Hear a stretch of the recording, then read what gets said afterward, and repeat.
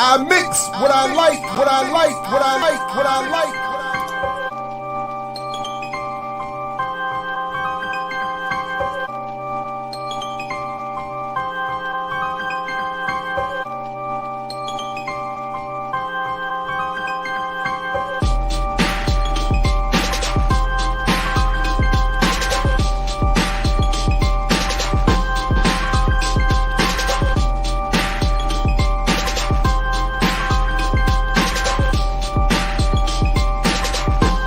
I mix what I like, what I like, what I like, what I like.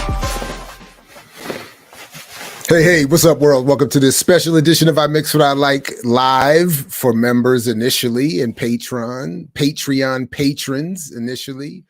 Again, I'm Jared Ball, happy to be your host. We're doing a special Saturday night live edition of Not By Myself. And oh yeah. I appreciate that. So I didn't want to waste the outfit. It's literally my only jacket, and I was out. We were out tonight. My oldest daughter was doing her thing in ballet, so we were at the ballet tonight. So this is me getting dressed up. That's right. Happy birthday to Paul Robeson. Of course, that's really why I'm doing it. But I figured since I was sort of rushing back and that we would, why waste the outfit? Plus, I feel like it's going to get a little messy tonight anyway. So here's to everybody, especially those not driving. Good to see you anyway. So just real quick, the reason I'm doing this now is because a number of different scheduling things happening, and in a week from this coming Monday on the 11th, I'll be out of town. So we'll let this go live that morning for the show I Mix What I Like for that edition of I Mix What I Like on that Monday. But this way we get a chance for members to get another little perk. A shout out to our appreciation for your membership and support. Patrons at Patreon will get this video just shortly after, later tonight or early tomorrow morning, so they'll also get a bit of a head start, and then of course it'll go live on the 11th. Yeah. So what we've been doing, so what I had put out the request, and it's been responded to. Shout out to the neighborhood dogs. Saturday night for them too. On our Discord, link in the show description, I've asked in the channel for Not By Myself. Again, big shout out to Unmasking Imperialism and Brother Ramiro for inspiring this segment or this version of I Mix What I Like, so to speak. But I asked for people, because I didn't want to do all the picking. And if I could avoid it, do any of the video picking. So we got some selections.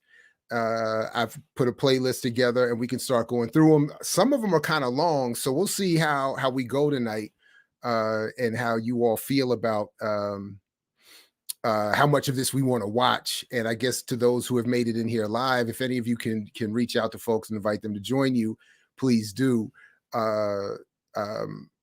But the privilege, I guess, of being in the chat tonight is that you get to influence how much of this we actually get into, because some of them get a little long. But anyway, that said, all the other things, like, share, subscribe, join, support the merchandise that's expanding at blackpowermedia.org. Get you a nice mug. And, do all of the things. All right, so let's get into video number one and see what the good folks at Discord have. And again, I have not watched them. So I don't know what any of this is. But because nobody can question it, nobody can prove it. You can't prove faith. You can't prove any of these things. It's like, why am I believing this?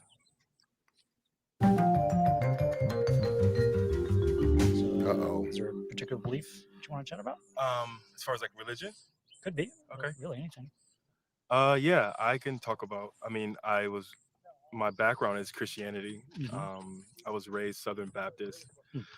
I don't necessarily believe in all the doctrine that the Bible teaches. Sometimes I feel like the Bible truly limits us Mm-hmm. and our expression. I believe like people talk about the glory and the splendor and the wonder of God. How can it be just confined to just 66 books? Yeah. I think I try to experience God on a more spiritual level. And Okay. I believe in spirituality more than anything. That's really what guides who I am and the way I think and believe. I believe that there is something that is been working on my behalf in this universe because Something that's working on your yeah, behalf. it's like something that's guiding me because I can't fully take credit for everything that's happened Hmm. good in my life. Sometimes Yeah, I mean, some of what could be said to be guiding you are the material forces and the context impacting you. Uh that might be one thing, just a quick thought as I'm watching this. But I don't think we should discount that. I don't think everything has to be immaterial. Um, anyway, by the way, this was suggested again by Skeptical Mantis, who was dominating so far, although there are others on this one. The suggestions in the not by myself. But anyway, here we go. sometimes it's the right place at the right time. Sometimes it's luck or whatever. So how do you explain those things? People say, it's God, and I do believe that, but I don't believe, as far as like the doctrine and like, Old Testament and like that stuff just like it's just so limiting and it's Yeah. so like stifling and you feel like you can't live, you can't do anything. And I feel like a lot of it's outdated. It doesn't really apply to the world we live in today. Gotcha. So yeah, I'd love to explore your reasons why you believe a God exists at Yeah, all. yeah. First, got to get a sense of your confidence that Okay. a God exists. Say Okay. on a scale from 1 to 10. 10 for sure. 10. Gotcha. And you mentioned before something about how to explain good things happening. Is that like the main reason why, or is there another main reason? I just look at my life and my experiences. The things that can't be explained, the things that are not tangible, the things that are just kind of like out there and the energies. I believe God is responsible for all of those things. It doesn't have to be good or it could be bad too. It could be like, unexpected death or anything. I believe that there's something out there that's in control of all of it. So again, this is his name apparently is Dominique, and Optimism, Faith, God is the title here. Why am I believing this? Street Epistemology, I think, is the channel. Yeah. Oh, Cordial Curiosity. Oh, sorry. I guess it is all right here. My bad. I thought I couldn't scroll up. Okay. Dominic believes in the Christian God. The belief allows him to be optimistic as well as a way to have a good sense of morals. Although diving down into the reasons for his belief, he questions what is really true and wonders what evidence he has for it. What I like about this part is that, again, borrowing from a professor I had years ago with whom I disagreed on everything. Except one point that he would always come back to, where he would always say we have to interrogate our preferences. So in my classes, I'm always saying, simplifying that even by saying we just have to keep asking, how do we know what we know, and why do we like what we like? And I even assign those as final exam questions every semester, just as an open-ended thought experiment to see how it changes over the course of the semester. So I like that part of it. But anyway, so Cordial Curiosity is the channel. Street Epistemology with Dominique. Of all of those things, not necessarily all the good things. I believe God is in control of the good and the bad. Okay. So would you say this is mostly accurate? That personal experiences that can't be explained? Yeah. Okay. And part of that is like God had something to do with these experiences? Yes. Absolutely. God had something to do with them. Yeah, I would never have something happen and be like, I'm going to take full credit for that, because the capabilities I have, that's God given. Who I am, my substance, my essence, that's all things that's been given to me since I was a child, since before I was a child. So how to explain even the way you are, your personality, like it's just, it's hard to explain, but I just feel like there's a reason behind it, I believe, and I'll just accredit it to God and his workings. And you attribute it to the God, these experiences. Yeah. All right. And I'd love to understand how you concluded that this is true, that God had something to do with this. I mean, like I said, background being in Christianity, Well, there it is. You That's know, it. I'm not sure how we all came to be today, like whether it's Adam and Eve and all that stuff. I mean, I right or guess wrong, I ask all the time, what is the likelihood that a Muslim would come out of a Christian household, or a Jew come out of a Muslim household, or an atheist come out of a staunch, an aggressively religious of any faith family? Not that none of these things can happen, but the likelihood is pretty small. So, I mean, some of that stuff this lacks factual and it lacks logic, and I just don't try to get into that. I know that I'm a human being. I know that I'm a spiritual being. I know that I have capable of good and bad. I know that there's something in me that aspires a life greater than myself, as far as like my drive, my motivation, my ambition. Those things are like, where do we get those things from? Where do we get our drive and motivation? Where do we get those things that we like Oh, passion yeah. and like things that we care about? I know it's increasing, but how out we of an are, aggressively personality, religious household, okay, some maybe. people being more extroverted, introverted. Like, what is those? Who Hmm. gives us those things? Yeah, I didn't like select those things. Like, oh, I want to. This is Yeah. the kind of person I want to be. So all these questions about like how we came to be, how do we get these motivations Yeah. and stuff.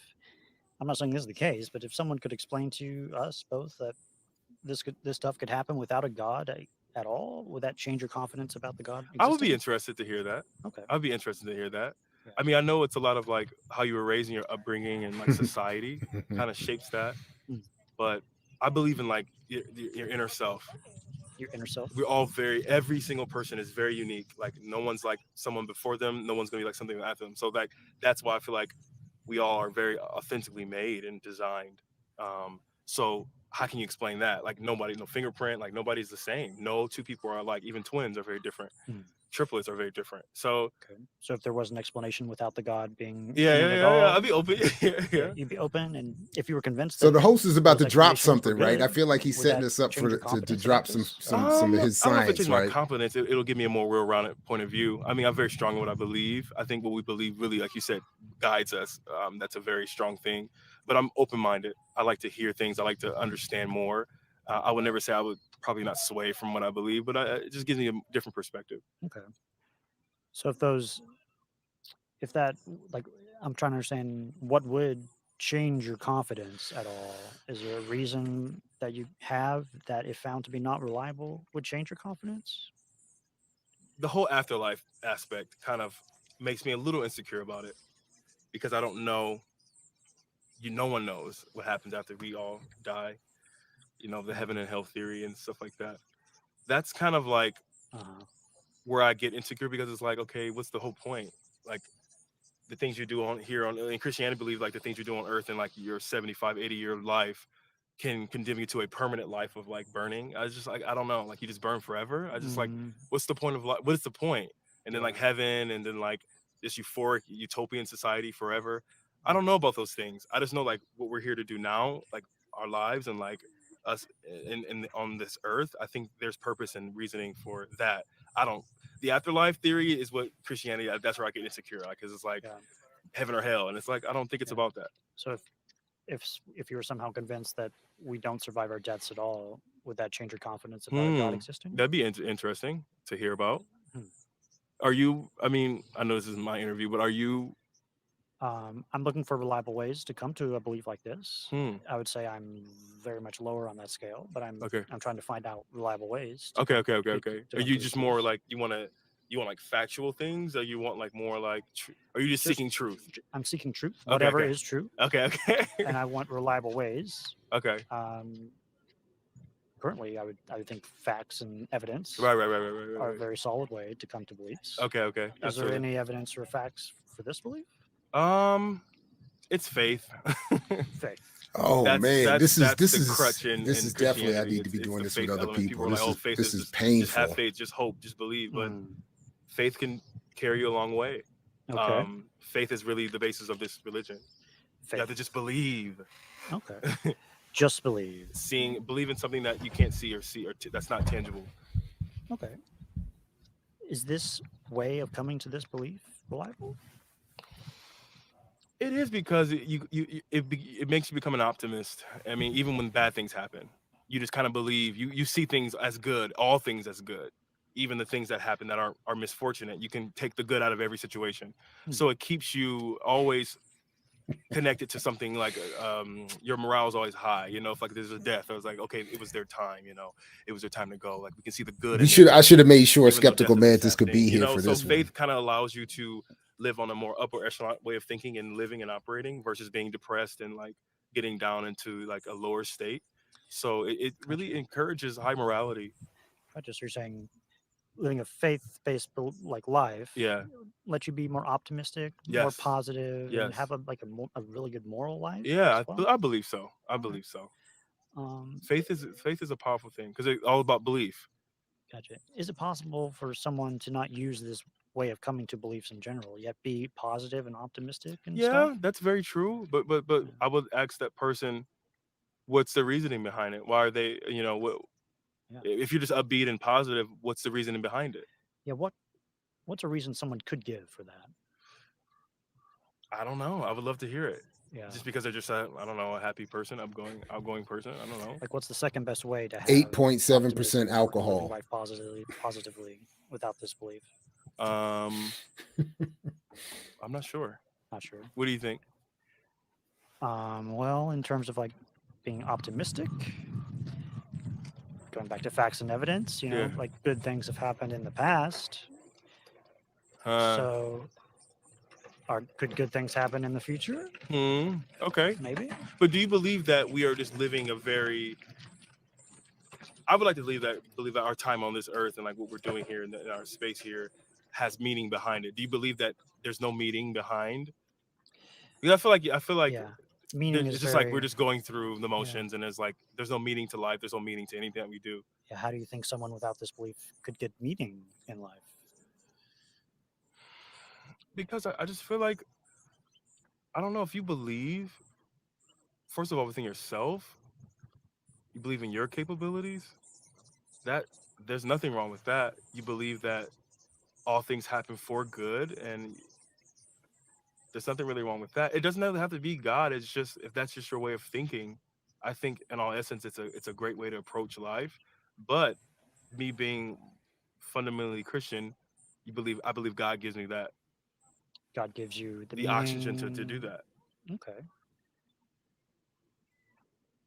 But is this true? A lot of people believe it. Does the amount of people who believe something? It doesn't. relate? No, Okay. absolutely not. But what's true?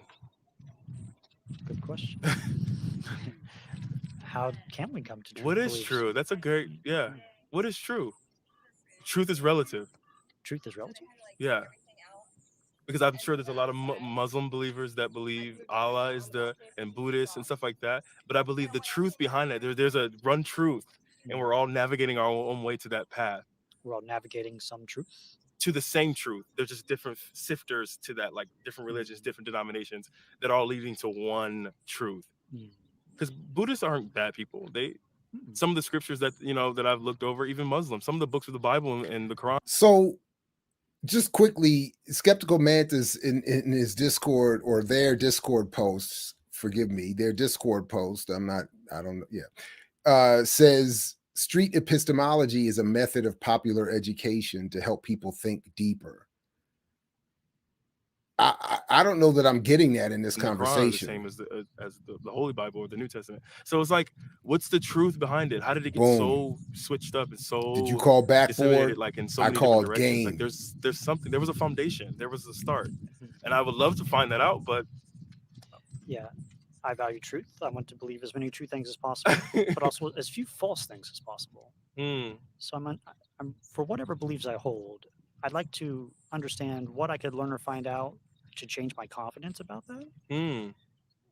So that's how I kind of go about beliefs. Okay, so you are a truth seeker. Yeah. You look at facts. You read. You're researching, and then the way you intake the information, that's kind of going to shape. Yeah, and if there's nothing I could learn or find out to lower my confidence about a belief, that belief seems to be at risk of being untrue, or I'm at risk of believing something that might be untrue.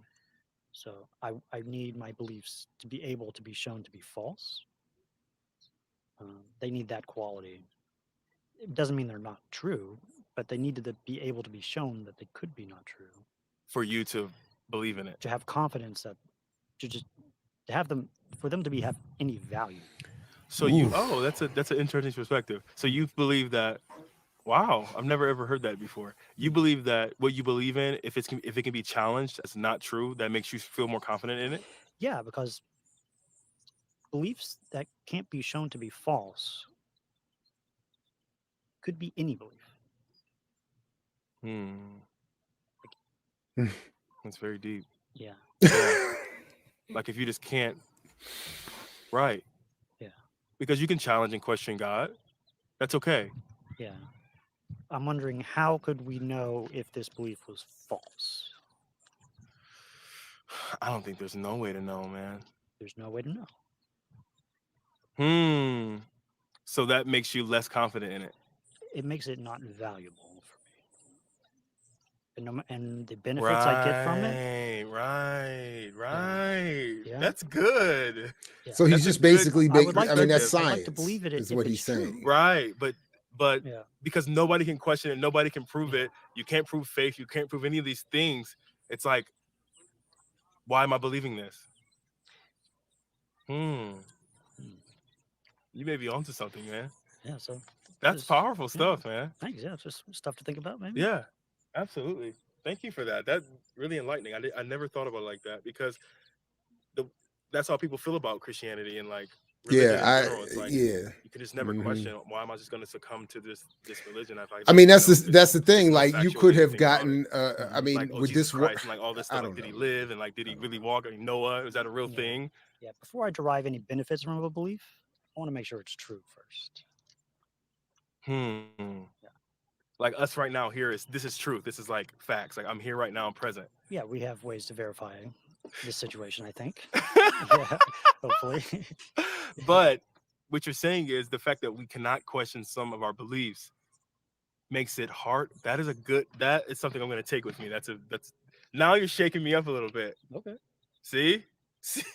Now you're shaking me up. Would you say 10 out of 10 is the most accurate spot for you right now? Ooh, it might have dropped a little bit. Not because I'm like, but it's I like that too. I like to think outside. I like to think about those kind of things, because it does quite like, okay, I believe because I was raised and I was molded and shaped into believing this my whole life. Yeah. But what evidence do I really have? I can look at like my life as like the good things that happen, the blessings I get, quote unquote. But what evidence do I have that this person is really operating through me? Yeah. And I guess until you have some experience, you would never know. Yeah, well, stuff to think about. Thanks, Dominic. Thank you so much, man. What's your name? Reed. I'm gonna check you out. What's your YouTube channel? Cordial Curiosity. Cordial Curiosity. Yeah, that's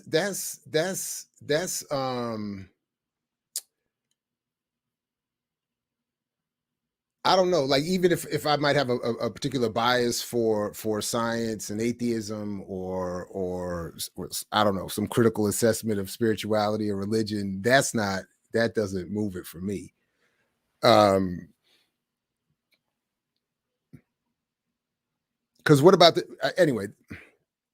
Because you have people who could you have religious scholars and experts in their beliefs that could answer those questions about why science or fact in the way that science needs it to be verified is not necessary, and even in some cases antithetical to the purpose or the cause of the belief system. So I mean, it's not, I don't know, that wasn't moving to me at all. These kinds of things, like when my man R.M. Brown does his segments on Crowder, that white dude Crowder, the conservative, he rolls up on people and does the whole prove me wrong thing. It's just you're picking soft targets. I don't know, that didn't move it. That didn't move me very much at all. All right, let's move on, because this one, oh boy, oof. This one, yeah, R.M. Brown is hilarious. I got to give him that. Yeah, Steven Crowder. And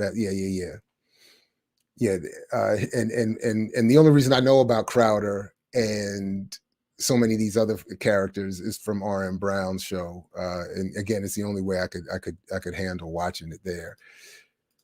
But all right, I got to dig up where did I get this one sent. Andrew Young on icons like Malcolm X and Dr. King sitting down on Revolt TV, perhaps aptly named, with Killer Mike. Tonight on Love and Respect, a conversation with civil rights icon Andrew Young. Just because you're good and decent and want to be righteous doesn't mean that you don't really have a pot boiling inside you.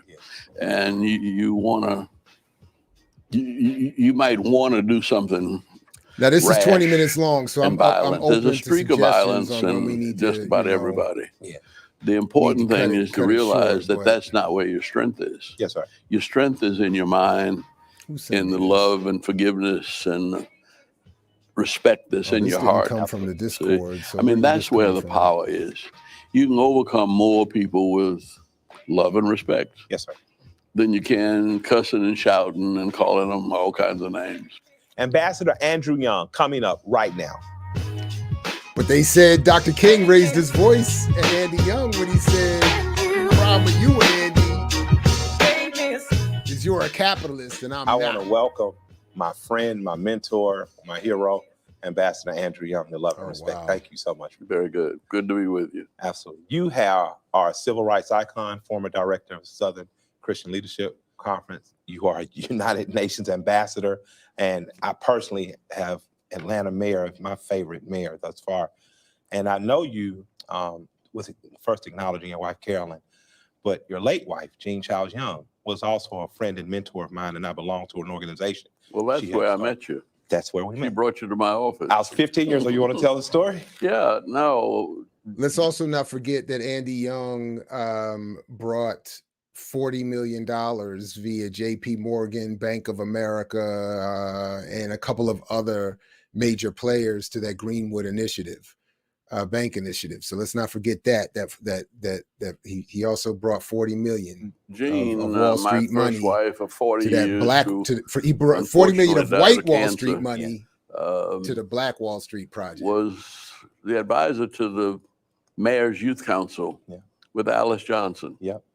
And she said, "We want to come see you with a few of the young people." And I said, "Fine." And I said, "What do they want?" She said, "They'll tell you." And you came in and you asked me said you wanted to have a conference. And I said, "Well, that's easy." Said, "No, but we don't want to have a conference where people are telling us what to do. We want to have a conference with young people and let us decide for ourselves what we want to do." Yeah. We arranged for you to have that for Saturday morning. Yes, sir. Till about 3 o'clock, I think. Yes. You had one kid that had just gotten out of jail. Yeah. And I forget his name, but I'll never forget him. And he wanted to lead the discussion on world hunger. God. Let me tell you something real quick. Let me tell you something that I'm more clear about having hit 50 than ever. Appeals to the youth for their input and advice as to where we should be going is nonsense. And it's a hustle when these folks do that. No properly functioning society would go to its teenagers and ask them to determine the path the society should go in. And they know it. So they do these things to make young people feel good and feel like they're participating, but it's such a hustle. And I couldn't see the connection. Anyway. But when I got in there immediately, he said he'd just gotten out of prison and he said what he was in for. And I don't remember, but he said, I was there and I said, Ethiopian famine came on television. And I saw all of these people There's with no rate of return on that, stomachs full and flies around their face and out in the night, no place to stay, too hot in the day and too cold at night. And he said, and I realized that I had messed up. And I had a bed and 3 meals a day, even in jail. I was living better than they were. And I had done wrong and they had done no wrong. And he said, I decided when I get out, I wanted to do something about world hunger. Well, I was so impressed. Before you all finished that day, you had decided that you were going to raise money for the Ethiopian famine. Yes, sir. And the way he What? decided to do it was by putting canisters in the banks. Yep. So people say, why do folk rob banks? Because that's where the money is. But if you want to raise money, that's where the Right. money is. Absolutely. And so I should nobody have. touched any money, but everybody It's could wrong, contribute. bro. And the banks created an account. And I don't know how you got the banks to comply, but I think you had pretty good participation with all the banks. Yeah. Raised over $100,000. Yeah, we did pretty good. And had a parade down Peachtree to end world hunger. Yeah. And then I mean, listen, but had hold a on though. I committee. mean, listen to how silly that is. He's praising cats for getting out of prison in the United States, saying that the first thing they're going to do is tackle world hunger by putting canisters at banks. You're the head of this and the mayor of that and the former this and got JP Morgan that and all them gold mine ties to the Bush family and East Africa, all that stuff. You got all of that, but of course that's your solution because there's no interest in getting rid of hunger. I mean, deciding who was it that had the best record of getting money and food to hungry people. Directly to them and not just paying staff. Yeah. Absolutely. So you decided it was UNICEF. Yeah. Well, I had UNICEF. just left the UN. So I knew them. They were tickled to death to have this happen. And I don't know whether you took the money to them or sent it to them. I think we sent. I think we sent it. I Yeah. don't know. But the money went straight to Ethiopia. Yeah. That was the first. Of course, you were almost as big as you are now. And you were just 15. Yeah, that's not And good. I said, That's not healthy. this kid's going to amount to something.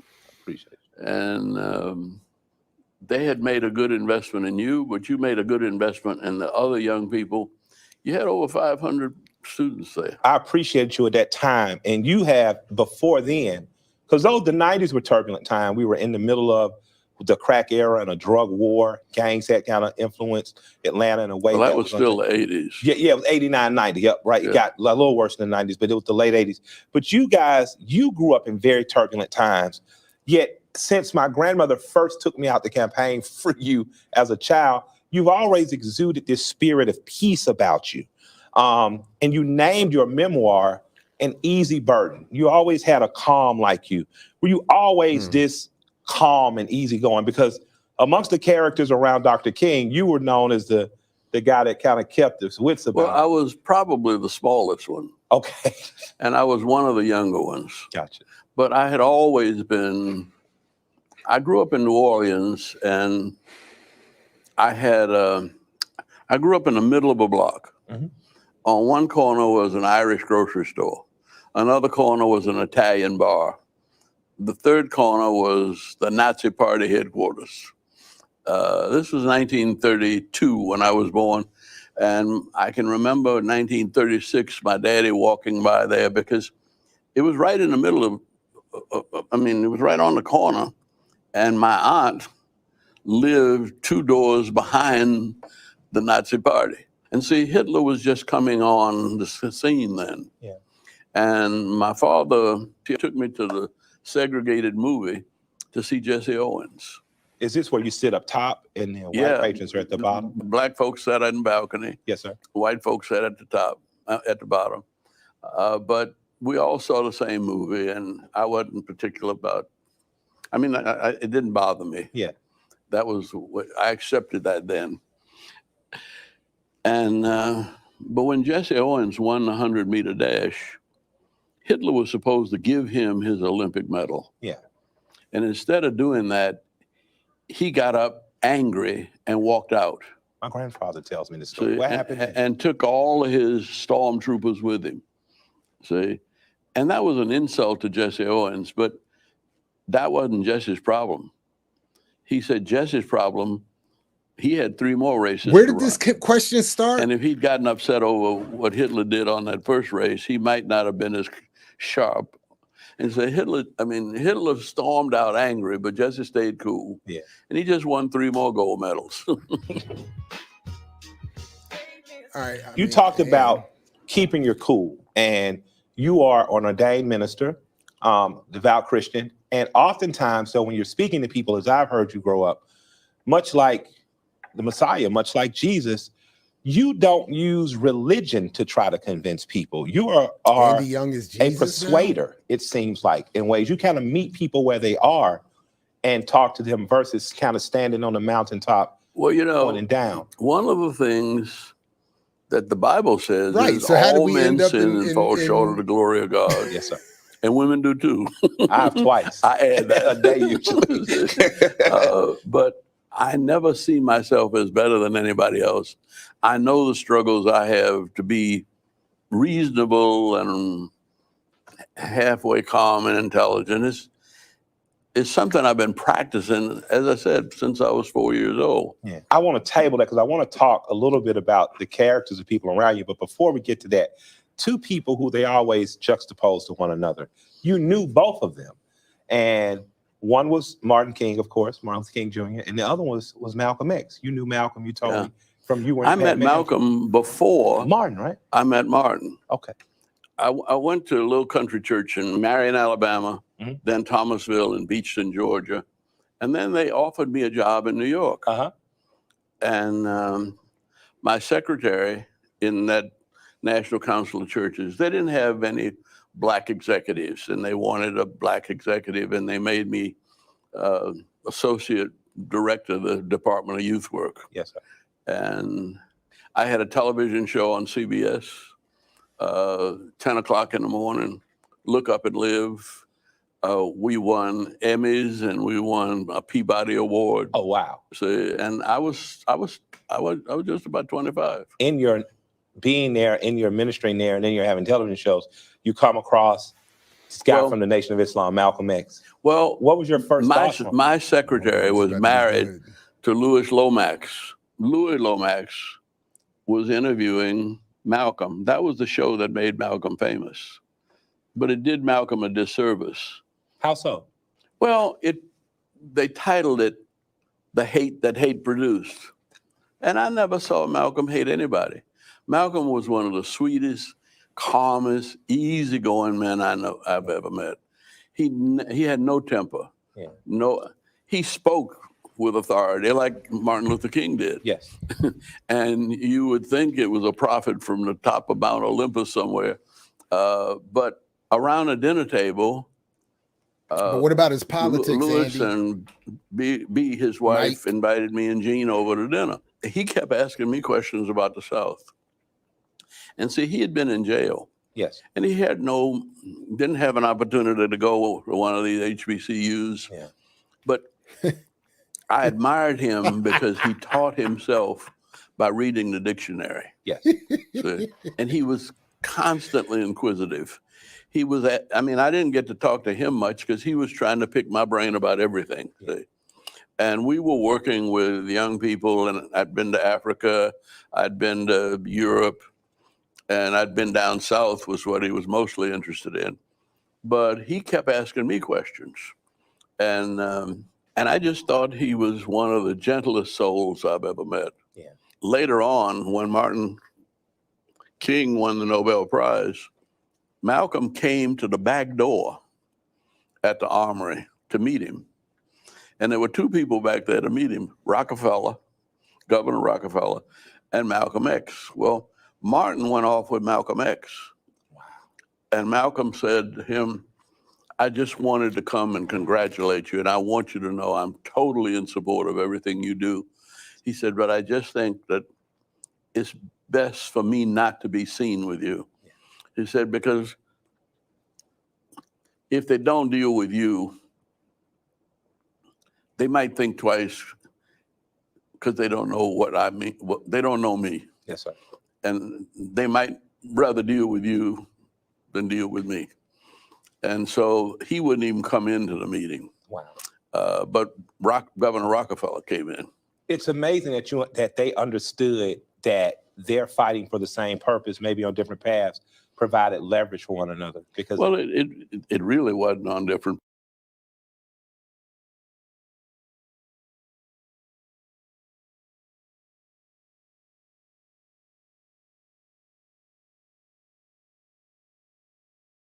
My bad, my bad. I'm saying no.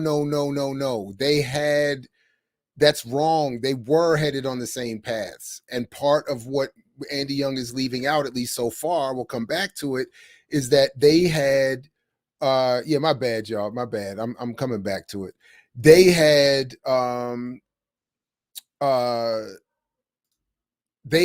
agreed through intermediaries. The name is slipping my mind right now, but they had a lawyer in common that they were that they would work together. Ever again, King radicalizing towards Malcolm, not the other way around. But it was a tactical split because of the merging of the political paths. They were not on different paths.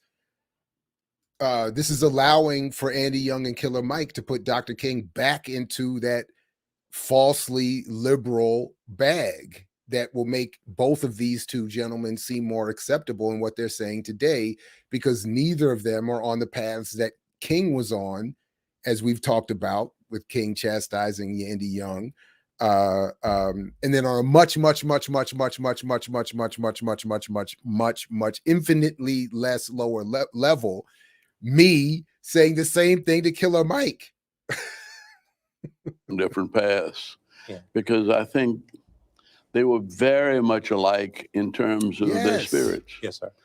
The only time Martin got loud was on a platform. The only time Malcolm You're got right. loud Yes, was he on the was- platform.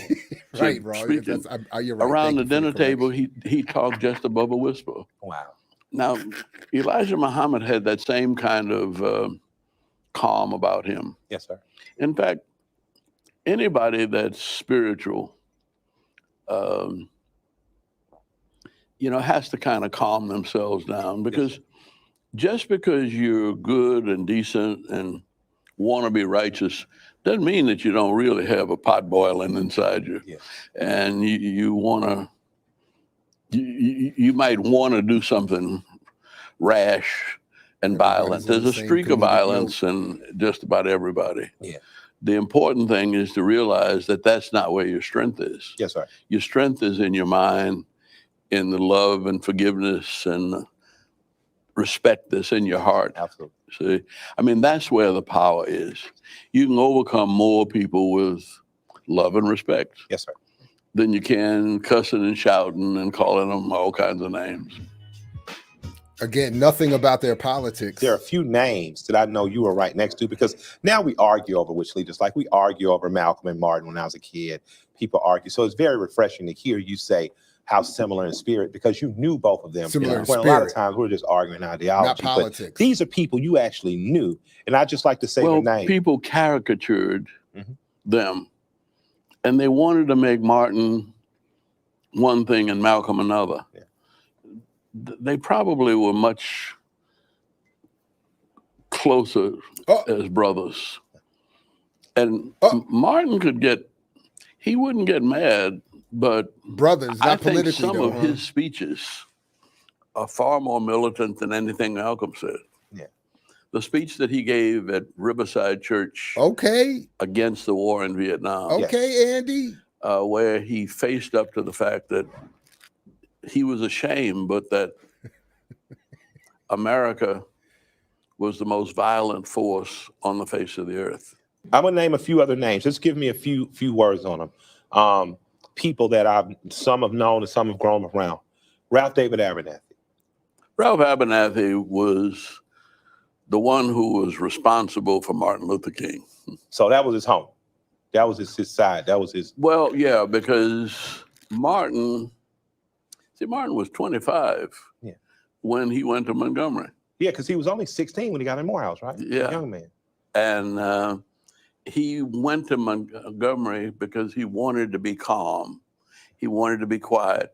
And he felt that Dexter Avenue was the most conservative Baptist church in the town, in the South. And he figured I won't get in any trouble here. Okay. He said if I stay in Atlanta, they'll try to push me into politics or something. And I don't want that. I want to be a good preacher. Gotcha. And he finished his PhD dissertation, mailed it to Boston University, and 2 weeks later, Rosa Parks sat down in the bus. And he wasn't even thinking about leading the movement. Yeah. He was in the back of the church running a mimeograph machine, making handbills. They voted him in I think this without is all him good asking stuff, him. actually. And Right. fortunately for us, Coretta was expecting and she couldn't be there. And she got the choir director from Dexter Avenue to tape record his speech. Now, it was about 7 o'clock at night, maybe later, that they elected him for an 8 o'clock meeting. And he's 25 years old. This was in December. He didn't turn 26 till the 15th of January. And he didn't have any time to make any notes or, write a speech.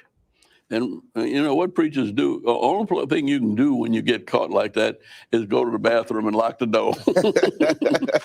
and that's where you can be calm and get your thoughts together. But I mean, there's been a lot of if you rumors ever read about that him speech plagiarizing his dissertation. that he made Riley point at on it is Montgomery, that's not why he was assassinated. it had So- all of the seeds of everything else he did. And it was one of his best speeches that he had to give with no preparation time and no notes, no manuscript. But it was a testimony to what he had learned at Morehouse and at Boston University. And it was what God had put in his heart. And that's the reason I say that leadership is God-given and But this God-ordained. still, man, all this about And not one word about their They couldn't have put politics. anybody else in that spot who would have done what he did. So looking at him, because he's From looked at 25 to 39, he didn't make 40. 14 years of Yeah. changing the course of American history and Of the reluctant world. leadership. Yeah, and reluctant leadership. Yeah. I'm a believer in reluctant leadership. Like I am too. Yeah, Because anybody that's willing to put their head on a chopping block is crazy. And he said that to us one time, and it's one of the things that keeps me going. Yes, sir. He said, we have to be clinically insane to think that this crazy bunch of young Negroes can save this nation. He said, we probably won't make it till we're 40. He said, but if we make it to 40, past 40, we're going to have to struggle to 100 because it's not ever going to be easy. Yes, sir. And So what happened? I think that's one of the things that kind of makes me try to keep going because You're doing King's work. he didn't that's make it to clear. If 40. you don't mention his politics, and you I can did, claim that. and Yeah. knocking on the door 90. Yeah. And Looking 70. You look great. I can't think that all of the things I've been through are in vain. Yes, sir. Everything that has happened to me was for some purpose. Yeah. See? And I think that the fact that I had an Irish grocery store, an Italian bar, a Nazi party, and a Chevrolet dealership where I was born, I was destined to be an ambassador, though I didn't know what an ambassador was. Yes. But I had to negotiate my way to get my ass kicked to get to the grocery store. See? And I learned to be nice. I learned that if you showed fear, you were in trouble. Yeah. But if you were aggressively polite and nice to everybody, you got respect. Wow. Next time on Love and Respect. So wow. So him making it to ambassador. Do you all remember that? I wish I could find that. When Al Sharpton was at a cigar bar in downtown New York on MSNBC one day talking about how him being able to be in that cigar bar was what the civil rights struggle was fought for. Do you all remember that? That's what that right there just reminded me of. So continuing King's work is becoming an ambassador. Damn, good God, that is deep. That's deep. Woo. All right. That's yeah. Not one word about their politics, though. Aggressively polite. What that means is the problem with you, Andy, is you're a capitalist and I'm not. That's what that means. All right, good people. We got a lot more to get to. I hope everybody's comfortable. I don't know how much time. Woo. We might. I don't know. There are a couple others on here. We just might not be able to get to all of them today. There's one that I would definitely want to get to. It's a shorter one, but I'm gonna save that one because I actually have watched that one. But this one right here, I have not watched, and is about 20 some odd minutes. Right on, Sugar Booger. But let's get to this one right here. And I'll pull up in a second who sent it, who shared it with us. Now I've actually seen this sister's work, but I didn't pay attention enough. Anyway, it doesn't matter. Let's just get into this right here. Why I don't relate to my skin color. Kidology. This video is entirely, we got timestamps. This is entirely my opinion about my experiences. Please be considerate in the comment section down below. Thank you for your time, engagement, and support. I appreciate and adore you all. Why I'm bitter, defining tribalism. All right, well, so these brothers here, I do watch Abba and Preach a little bit. Two Africans in Canada, comedians, got a big time channel. And it looks like she's starting there. Racial lines or wrong ethnic lines. Hold on, let me get back to the beginning. I know this for a fact. When shit generally hits the fan, if you're not super well integrated to that community to the point where you guys are symbiotic, listen, tribalism kicks in like this. Real quick. Tribalism kicks in like this. Real quick. Along family lines, along racial lines, along ethnic lines, along nationality lines. Who's a refugee, who's not? Even the way that they talk about these refugees, they're like, well, these refugees are different. They look like us, they sound like us, so we can accept them. Like the news coverage has been creepy like that. Yeah. So if this shit happens in Quebec, you think the English people are not gonna go back of the bus? Yeah. This is Quebecer town right here. yeah. Salutations and welcome back to my channel. My name is Kidology and I make videos about everything and anything to do with modern society. So today we're going to talk about something a bit more personal because I know some of you like my more personal, chatty, story time genre of video.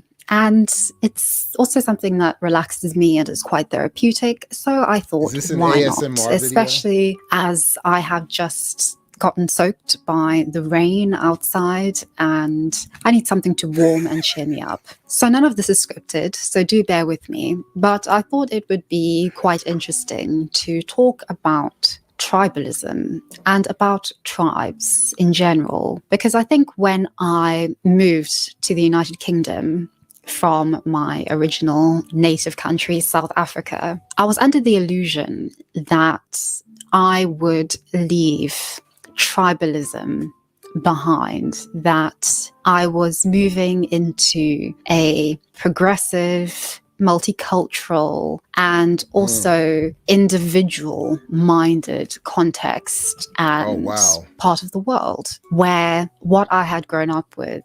I will say this. There is, again, my experience mostly either in activist organizations and primarily even most recently in the academic or the classroom setting, my own classrooms. Continental Africans, diasporan folks, period. Or I should say people born and raised outside of the United States, period, who come here are often misguided as to what they think is going on here.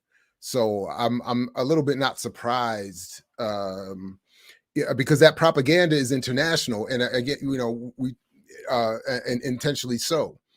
And remember, Zbigniew Brzezinski in the Grand Chessboard, one of the things he pointed out about the internet was this is what will make the United States survive as an empire, unlike other empires of the past. The internet is largely in English. And they are able to push, and this is in the late 90s. So by now, it is no wonder people growing up elsewhere are getting a version of the United States that has or even Europe, if she went to Europe, has that has little to do with reality. Anyway, would no and longer the fact that she's an English sort of speaker probably define makes it who I worse, was. makes her more susceptible. And boy, was I wrong. So for a bit of historical context, Yeah, you especially were for those wrong. of you who don't know, I am originally from South Africa. I was born in South Africa and I lived there until I was 16 years old, at which time I was given a day's notice and informed that I was moving to the United Kingdom to live with a new guardian. And a consequence of that was that I had to very hastily and suddenly and without warning leave the boarding school that I had been living at for the past 2 and a bit years. And I came to the UK with no plan. I hadn't been accepted into any school. I was out of school for months when I got here. No school would accept me. So this is horrible, but this is like a class. And I think what was most weird happening, about it is that at least at first, when I moved to the UK, I realized that I wasn't homesick. What I was sick for was my boarding school. The social worker who was taking care of me in a sense would ask me what was wrong, why I refused to, for instance, get new clothes, why I refused to unpack everything that I had bought in my case. Well, for me at least, it was because I wanted My bad. Is this like upper middle class trauma? Because this doesn't sound untraumatic, but it does sound like there's some class.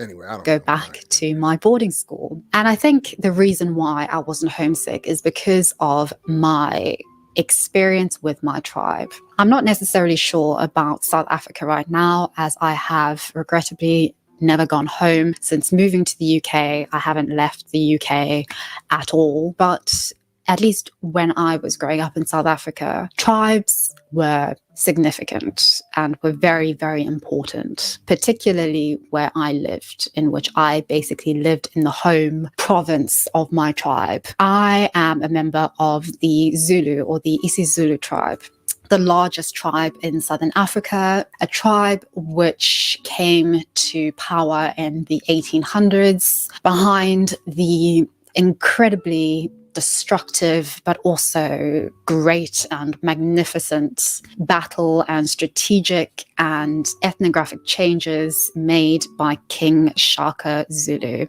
My relationship with the Zulus is a very bitter one, at least from my end. It is one that I don't, at least now, blame the Zulu nation for, because I am coming to terms with and do understand the significance of tribalism and what it means to people and how it gives people meaning. And I believe that at this point in my life, when I see somebody being a part of a tribe, whether that be an actual ethnic tribe people, and how it gives people meaning.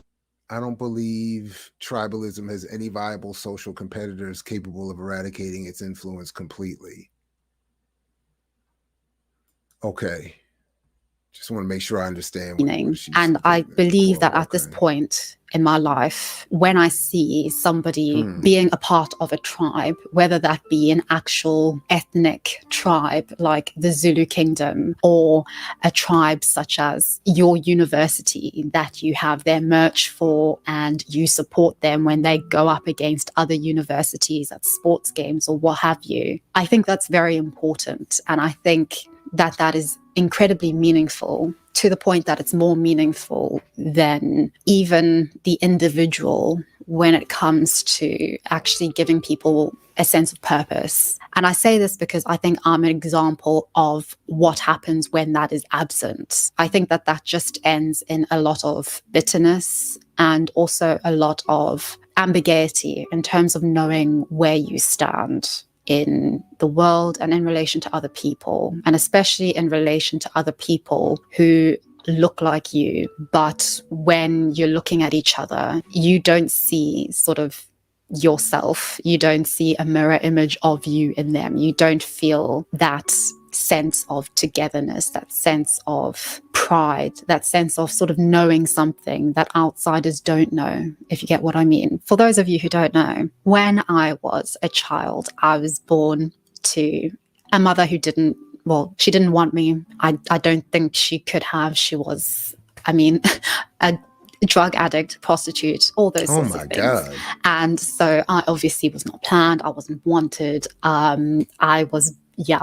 So I sort of came into the world not being wanted, was immediately abandoned, was immediately put into foster care, was immediately sort of stripped away from my, I guess, heritage in a way, from my language and from my I take back my question about class. Influences, which I think very much informs sort of the person that I am today.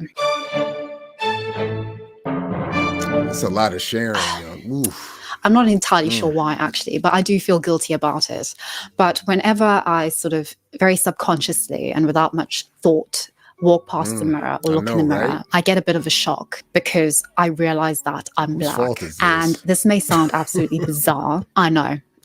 When I say it out loud, it sounds incredibly bizarre. But even when I sort of imagine my life and project myself into my future, or even sort of project myself back into the past, looking at memories, the good and the bad, what have you, I always imagine. Well, I should just say here, this is a suggestion from Dead Man Animations saying that this one hurt my soul. So perhaps I should have started with that. I apologize for not doing that, but yeah. Woof. Imagine a little white girl or a grown white woman. And I do think that this has a lot to do with how I grew up. I think the most profound thing that has very much influenced this image of myself, which I have in my mind of being a white individual, is to do with the fact that when I was fostered and adopted and then, well, due to circumstances, fostered again, I was only raised by white South Africans, is that I only spoke English and Afrikaans. I never spoke my native language. I never learnt or spoke Zulu. And a huge component and part of my life growing up was that whenever I encountered somebody who was black, they would inevitably speak to me in Zulu. And I think this is where I guess I put a bit of blame on myself. Well, definitely I put blame on myself. I didn't even try. I didn't even try to learn the basics of just saying, hello, how are you in Zulu, even when I was at an age where it was perfectly easy for me to do so, to just go out, find another little black kid somewhere and say, look, teach me how to say the basics, just so that life can be easier for me and for others, so that I can show respect to other people. I didn't even do that. I definitely had this complex in which I perceived myself to be white. And as a consequence of perceiving myself to be white, why would I learn Zulu? Why would I even try the basics when I speak perfect English and I'm cultivating perfect English when I speak Afrikaans, and enough Afrikaans that I can have a pretty meaningful conversation? And so whenever somebody would come to me, which would happen all the time, especially because I was always the single black person with white people, namely white adults who were raising me and trying to turn me into, the perfect little protege of what a black person potentially could be if they, have the right Christian upbringing. I would always be approached by Zulu people who would come to me and say the typical "Sabona, unjani," or, something along those lines. And my response would always be, I'm sorry, I don't speak Zulu. Oh my God, stop fucking lying. And this caused a lot of issues. Zulu. The interactions language, would either end in them continuing to talk to me in Zulu, because obviously I was disrespecting them. I knew that it was disrespectful. It was definitely not the approach that ought to have been taken. But nonetheless, I took that path. Still to this day, it's quite an interesting phenomena that I would, for instance, be, let's say, at a corner store with one of the white women who was raising me at the time, let's say, and I was just with her. And because this was just a sight to behold and just a very odd sight, somebody would come up to me and say something to me in Zulu. And I would say, I'm sorry, I don't speak Zulu. I only speak English or Afrikaans. And at least as little as 5 minutes later, every single person who was in this environment would know that I didn't speak Zulu and would know that I had been the disrespectful one who had not responded to an elder in Zulu who had spoken disrespectfully and who only spoke English and who was holding the hand of a white woman. And I mean, obviously, the white woman who I was with wouldn't even acknowledge the existence of the Zulus around. So, you know, she would just go on her merry way. And I think it was inevitably because the dynamic was so strange, in which I would find that the Black people, the Zulu people in the situation, in every situation, had such respect for the white person who was my guardian or my adopted parent. Such respect, because there was just this ingrained notion that white people are superior to Black people. And, you know, it was just obvious, like, to everyone. But in my mind, I was also white. And I, therefore, expected the same kind of respect. But obviously, in their eyes, I was a little Black girl who was like nothing. So right? But this is not about, this is about, really messed up a lot of these social expectations that we all had. And because my white guardians obviously didn't understand what was. So this feels more like about what happens. It's less, it seems less about tribalism than what happens when the child of one tribe is raised by another hostile, dominant tribe that doesn't even recognize the humanity in that other person's tribal heritage. This is really rough. I don't know what's going on, because in their eyes, I was like them. I mean, they saw that I was Black, but I was their little thing that they had been raising as a white child. It therefore didn't make sense to them, and they didn't really see it, if that makes sense. I remember many instances. I remember once I was at a dinner. I was obviously the only Black person there, and everybody else was white. In South Africa, housekeepers or maids are all Black. You'll never see a white maid or a white gardener or garden boy in South Africa. It's very, very much divided on socioeconomic in relation to and equating to racial lines. So I was at this dinner, and wait a second. Gosh, what did that say? I can't read fast enough. And this is moving too fast. Wait a second. Is she saying this? There's a South African sitcom called The Coconuts parodying this issue. A rich white family wakes up Black after violating the burial grounds of a Zulu tribe. The twist, their Black maid wakes up white. So hold on a second. So first of all, I have to say, all I'm hearing selfishly in this, all I'm hearing are parallels to all kinds of other diasporic experiences, including biraciality, mixed race, multiracial, et cetera, experiences here in the United States. I feel like there's all kinds of overlaps and parallels here. This is really rough. But is this, if all right, so just quickly. So the other day I did the interview with Dr. Indri Asi Lumumba, and she talked about a Professor Loxley Edmondson, who retired from Africana Center at Cornell. He was also, I loved being in his classes as well. And one of the things we had a class on the history of South Africa, and he gave us this book to read called, first of all, we read Winnie Mandela's autobiography, which was crazy powerful.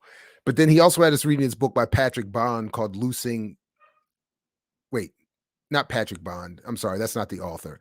The book is titled, that's another South African, actually a white progressive, if I remember correctly, radical even, South African writer. But Patrick something, Loosing the Bonds, I believe was the title of the book. And it was a comparison between, it started off at least as a comparison between the United States and South Africa in terms of the histories of race, apartheid versus Jim Crow, so on and so on and so on and so on.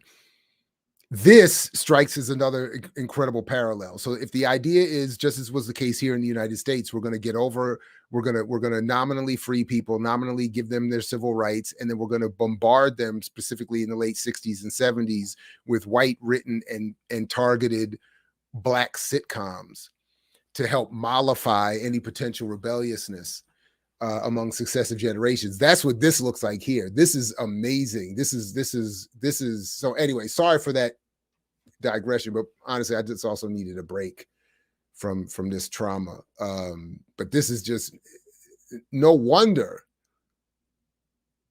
there has been no both improvement or revolution if this is the kind of, how much of this is going on. Oh my goodness. Anyway, sorry about that. Divided on socioeconomic in relation to and equating to racial lines. So I was at this dinner and gosh, I can't believe I'm sharing this. Oh well. Everybody was served food, the first course of a meal. And I realized after everybody had been served their meal and had started eating that I had not been given food. And I think everybody at the table thought, what's happened? It's just, a delay in the kitchen or whatnot. But it very soon became apparent that actually the maid was not going to serve a Black child food. And at the time, I didn't understand this. But now I do understand this. And she outright refused to make me food until the white head of the table actually really went at her and scolded her for not serving me food. And then with a lot of begrudging anger, she served me food. But it was definitely something that humiliated her incredibly. And at the time, I definitely did not understand that. But now looking back, I do understand how peculiar and how disrespectful that was of a certain race already being so disrespected just in the general context of having to serve another race in the context of South Africa and apartheid and all that. So it was definitely something that I was always in contact with, that feeling of not being a part of my tribe. And because of that, I really hated my tribe. And the feeling was mutual.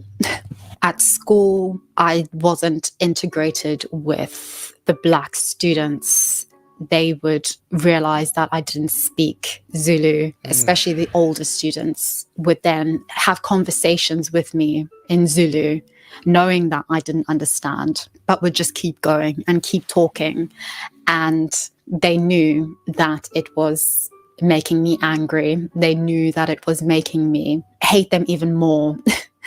And it really just got to a point where I had absolutely nothing in common and felt that I had nothing in common with my tribe. I had no sort of association. And I think to this day, I still definitely feel that I have no association. But then I look into a mirror and it sort of really stands out to me that, I am Zulu, like I look at my nose, I have a very, very typical Zulu nose, it's quite obvious that I'm Zulu.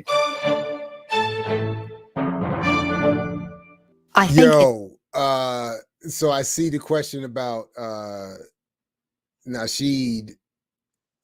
That video is like 40 minutes long. I don't know if we got time for because we got 12 more minutes of this right here. If the vote is to keep going. Oh, that's messed up. That's messed up. This is actually too traumatic for the puns for me right now, man. That's anyway. Let me just let her get to her tribalism point. But I mean, my first, but I mean, obviously, the reason Zulus would, particularly vis-a-vis whites, fall into their quote unquote tribalism is because look at the history.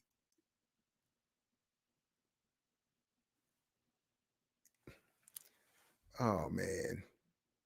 All right, here we go. My bad. I think it's very important for people to feel like they're a part of a tribe and part of something in an authentic and genuine way. I can see how important tribes are to people, even if they are sort of very informal or quite new tribes or new kinds of tribes, such as communities on YouTube, such as aesthetics that people follow. It really gives a sense of purpose and direction that I don't think the state of existence, as opposed to which what? I find myself in, is capable of giving in quite the same way, in quite the same depth. The reason why I, for instance, missed my boarding school was because it was the first time in my life where I actually had a place. And it wasn't that I was a part of a tribe, but I was in quite an exceptional situation where I was the person who united two tribes.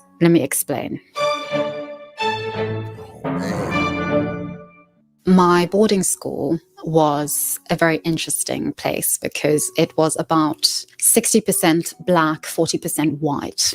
And it was a huge school, huge school. At my school, it was quite evenly divided between the two dominant races. And for the first time, it was very apparent to me that all the whites were with one another and all the blacks were with one another. But inevitably, being in boarding school, for the first time, blacks and white students had to live together and had to live in the same environment and had to somehow come together and relate to one another and make living together bearable and make it work.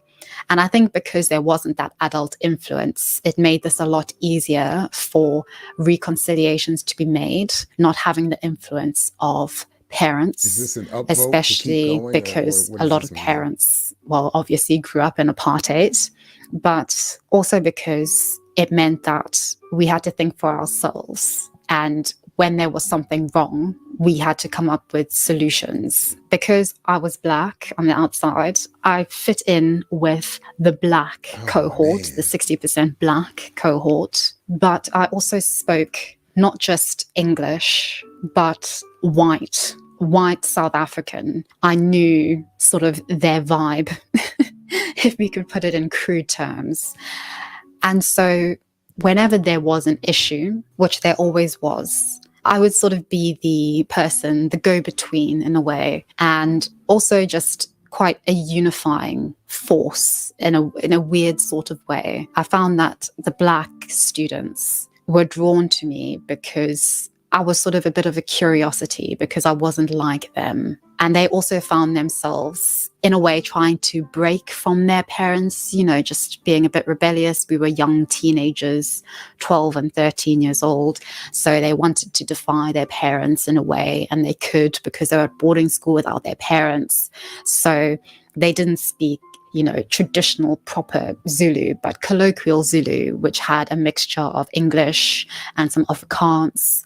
And so I was a lot more appealing to them than I was to their parents. And then also with the white students, I was also, for the majority of them, the first black person who they actually had something meaningful in common with, and the first black person who they actually touched, like hugged and were friends with.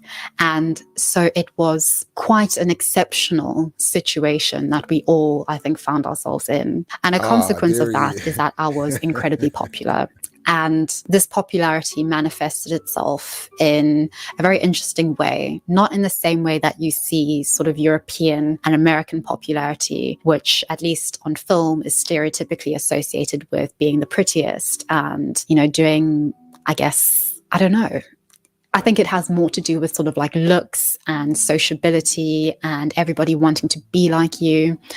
And I didn't find that that was the case. I definitely was not a looker. I wasn't the smartest, but I sort of had a lot of qualities that allowed me to be a good communicator. I was very good at changing for certain situations, very good at being sort of colloquially African, colloquially Black for certain people, and then being, you know, a fun, rebellious white South African for some, and then being a very proper white for others, and then being a bit, you know, Afrikaans for some. And it sort of really allowed me to just move very easily. And I also found that it helped that my teachers really liked me. And they really liked me, I think, mainly because I was very different, and a lot of them were white and hadn't really experienced teaching a Black student who spoke English like I did, or only spoke English, and it really helped. And so I guess in boarding school, that was the closest that I felt to being a part of a tribe. However, it was odd, and I would say that I didn't actually feel completely as if I was a part of something, because it became very obvious to me on a Friday when all of the predominantly white boarders would go home to their farms and their parents that this wasn't, you know, a real sort of tribe and family. They had other affiliations, more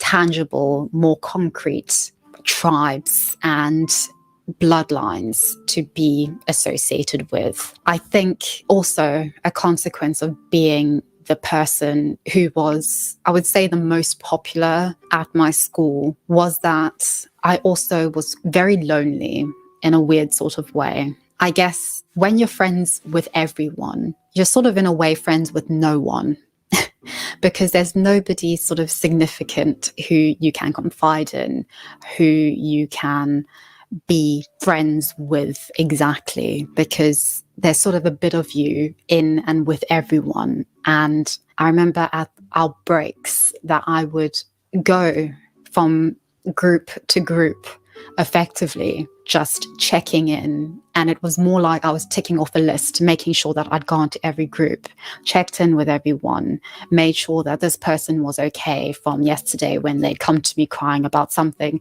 that sort of thing. And so I served a very agony sort of role, There's which so many ways I loved. that I identify with But this on story. reflection, it was very common for me to actually go from group to group during a lunch break and then find that I could just go off by myself and I wasn't missed. And I also didn't really know where to go. And so that was a weird place to be in as well. But it was definitely a preferable place to be in relative to where I'd been in primary school. And that had been, that's for another video.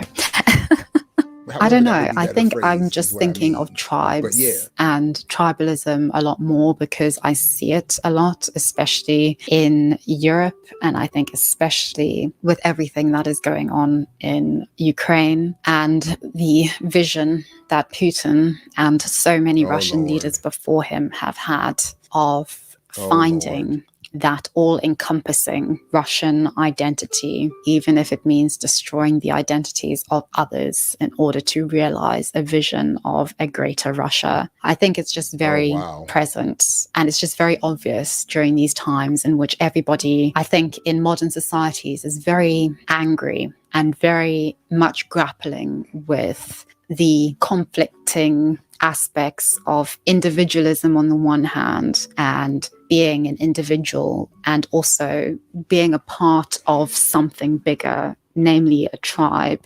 And some tribes are definitely perceived as more important than others in this day and age. And some are worthy of expression and identity and others are not.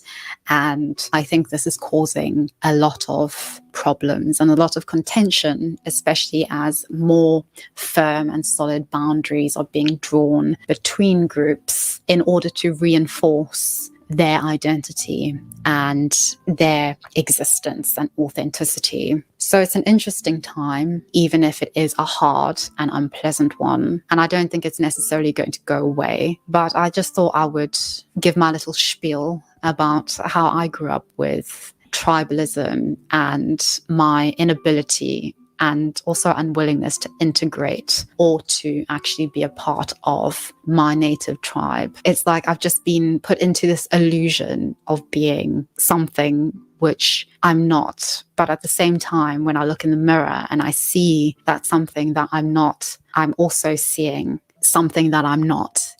So there's just this disjoint, and it can be quite perplexing at times. And I do feel very detached from myself and also from other people. And I think because of that, it is quite difficult, because I sort of look at the people who I'm friends with, and all the people who I'm friends with are very European, or very, at least, influenced by British culture, by British influences, or by Eastern European or Canadian, etc. So it's just a very odd one to sort of navigate, and it's an odd one to sort of, I don't know, to grapple with, to find meaning from. Anyway, I don't know why I shared this exactly. I'd love to read about your Anyway, look, where the parallels end is where she's gone to look for answers to her questions, and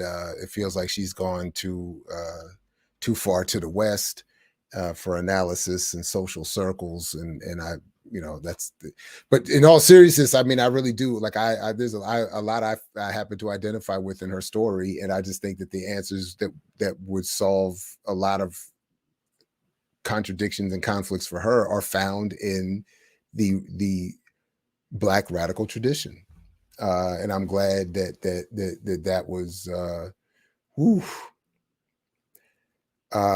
no, there can't be lawsuits. We you knew what this was going in. This is not by myself, where we get Discord suggestions to watch collectively. That's so. And since this next one is long, I'm going to get right to it. Let me pull this up here. Let's see. So back up from here. And I honestly, so I had just scrolled ahead to make sure this was a video and not just audio, but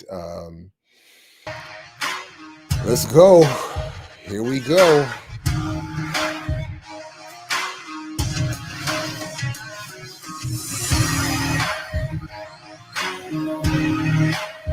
Francis Cress Wilson, Dr. Clark, James Baldwin, Tariq messes with Baldwin.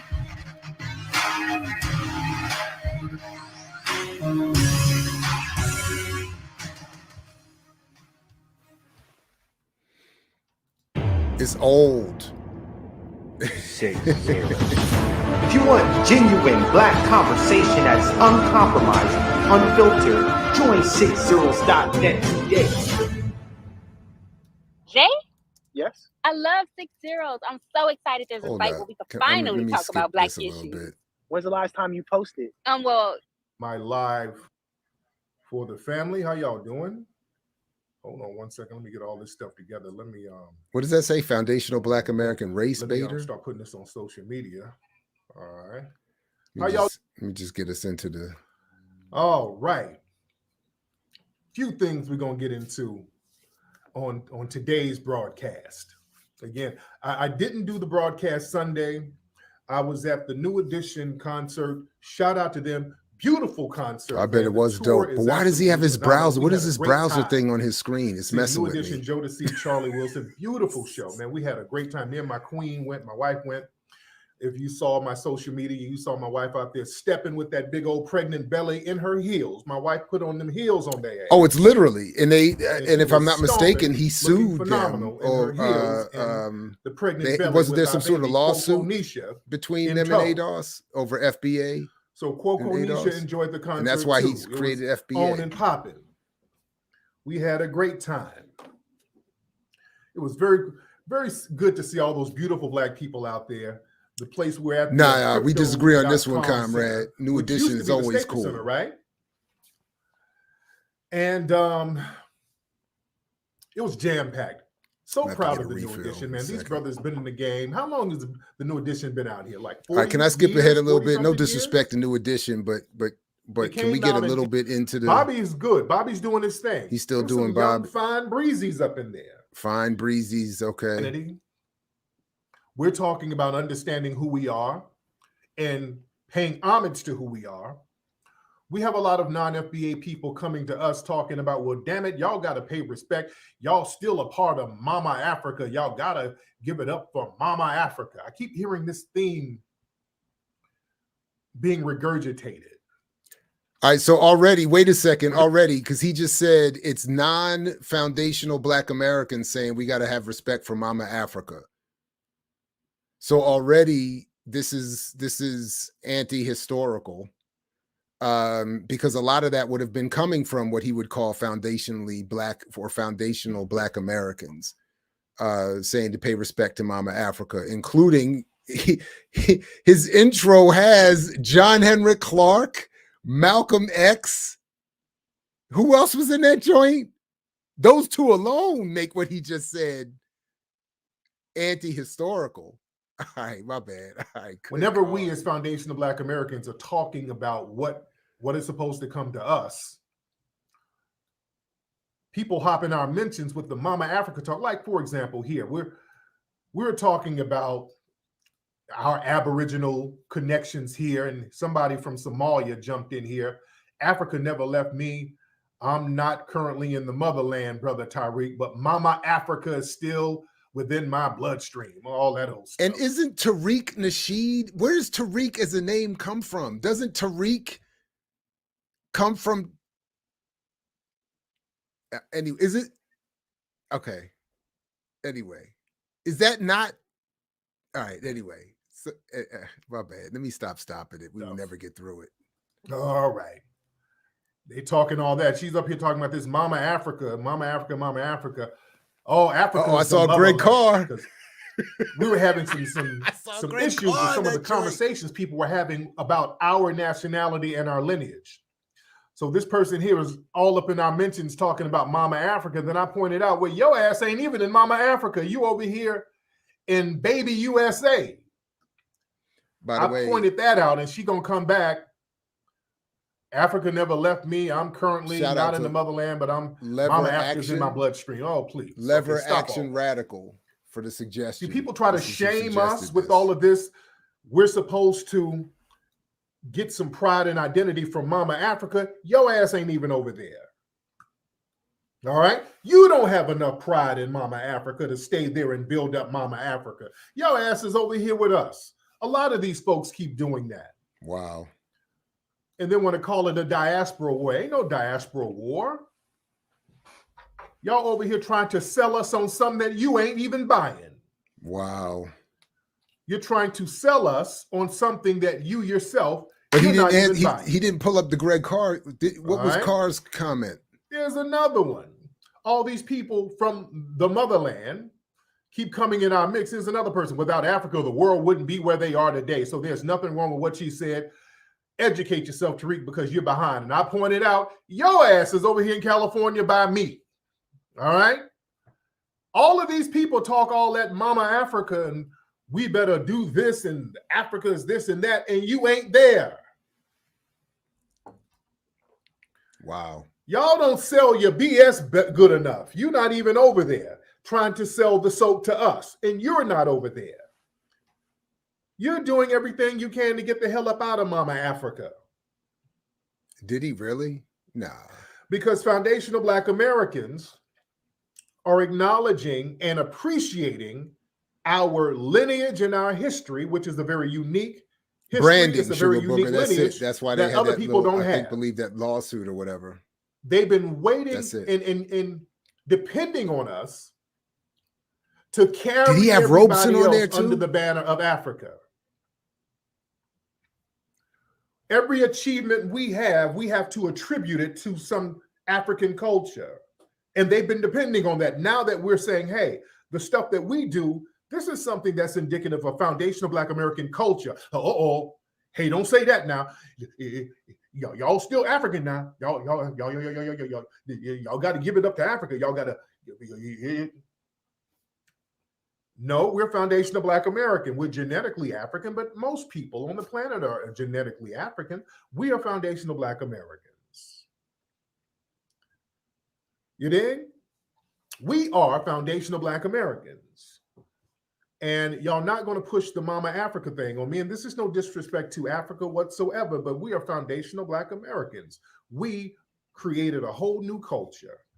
We have a whole new lineage. We have a whole new heritage. Is he going to explain his conclusions here? And we're not going to be shamed into not acknowledging that. Does he ever explain? Because I don't know his everybody work that wants to well. eat Does off he our ever explain his accomplishments. conclusions, That's why they how he want to got take here? credit for hip hop and all this stuff. No, none of y'all created hip hop except foundational Black Americans. Hold None up, of that's factually incorrect. So he doesn't even. All right. So now. No, I was about to say you in my wheelhouse, but no. But seriously, in all seriousness, that's factually incorrect. That's factually incorrect. So first of all, I want to ask again, if anybody knows if he ever in any place explains his conclusions about how foundational Black American culture is exclusive and original, I would like to hear that, because there is a clear academic or intellectual and not academic, but intellectual lineage that argues very differently. But on this, he doesn't even know his hip hop history. And that's very easy. As we're discussing in my World According to Hip Hop class at the Morgan State, I'm just playing, but no, it is the most diaspora cultural expression, certainly of popular cultural expressions, maybe the most diaspora cultural expression ever. Harlem, New York City, is the Pan-African Mecca. Herc from Jamaica. Come on, son. Come on, son. Slick Rick.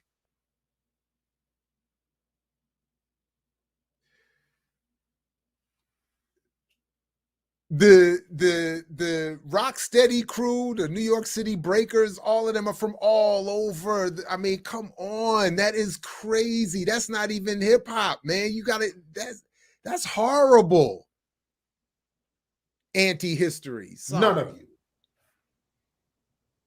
Let's be very clear. That's what I'm saying. He's excluded even the and with foundational Americans. Black Americans, we're talking about getting stuff for ourselves, for our group, and we're telling other people, hey, don't latch on to us as we're trying to get our reparations popping from the colonizer and slavers.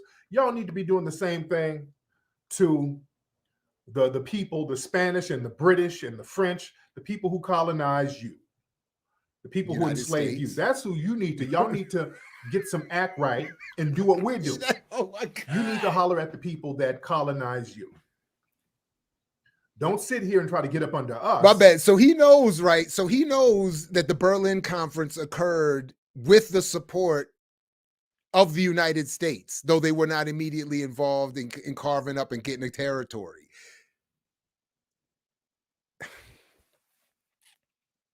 He knows that even the supposed decolonization efforts were also supported by the United States so that they could take advantage of areas that they couldn't previously get access to that were under the colonial rule of their competitors. So what is he talking about? Oh man, this is bad. Please tell me he's going to get into it and that there's some way he's got to undermine our energy. And defense of this seems conclusion. like some of them are getting the message. This story just came out. This is bad right timing here. right here, boy. During the royal visit over there in Jamaica, the Jamaicans shunned the UK royal visit and they demanded slavery reparations. This came out this week. So now we're showing them how to get down. See, this is why they keep trying to dissipate our energy. The white supremacists, they want our energy dissipated because they understand. Wait a minute. Wasn't and I understand the Haitians lost, but wasn't the argument over I'm happy to be checked on this, but isn't the first or one of the at least a previous argument over reparations the one that was fought between the Haitians and the French, which led to the French being repaired for having lost their colony? Come on, man. This is worse than I felt sorry for the sister. This is just bad history right here. And we're going to light the fire up under everybody. They understand when we start stepping up and making demands, everybody else is going to follow suit. Now everybody else is getting like us now. You see? This is why they keep putting these Negroes out here to sow dissension among them. And wouldn't it be, tactically speaking, isn't it better if others, quote unquote, follow suit? Isn't it better if everybody's calling for reparations to get reparations in wherever you want to get them from? Isn't that part of the Pan-African struggle tactically was arguing to make them weaker elsewhere, to get concessions somewhere else? Isn't that what? So why would you speak ill of this? Among us. Oh. All right. This is why they keep doing that. And this is why they get the black intellectual right. We haven't class. Right. So-called intellectual, the Boule intellectual class, the Democratic shills, and we've seen the Democratic shills just promoting this Ketanji Brown. They've been promoting her getting sworn in into the Supreme Court. They've been really trying to big that up. That's a big nothing burger. We ain't tripping on that. We agree on that. The black Democratic shills are running around talking about, oh, this is so historic. Oh, we agree on excellent. that. I agree on that. Black. The black grassroots, we're not tripping on no damn black Supreme Court justice. That means nothing because it doesn't benefit us as a group. But he's right about that. We are past just looking at the symbolic nonsense that doesn't benefit us as a group. It's just a Negro getting a damn job. We're not tripping on that at all. Yeah, caramel You're cuteness, right. dark deliciousness, chocolate charm, vanilla vitality. Shut up. We don't care. Vanilla vitality. But the Democratic shills are really, really trying to put extras on that. They're really trying to put extras on that woman getting nominated. Nobody cares on the grassroots because we already know what's going to go down. And speaking of Supreme Court nominees, Clarence Thomas. Yeah, she's Clarence Thomas with a lace front. And y'all hear Clarence Thomas, he went to the hospital. They said he had some kind of infection. Owen Cole brother said, no, he didn't get an infection. He was probably choking on butter biscuits. Not by myself. He got some butter biscuit crumbs in his windpipe, and they had to go do emergency butter biscuit removal surgery on him. Yeah, so we've already had a black Supreme Court justice. How has that worked for the last 30-something years with Clarence Thomas?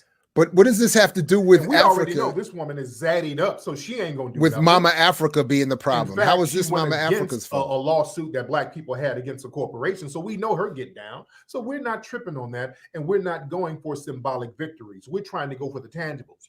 And because we're getting on code, talking about getting some tangibles, again, they're going to throw the black intellectual class at us and try to talk down on us.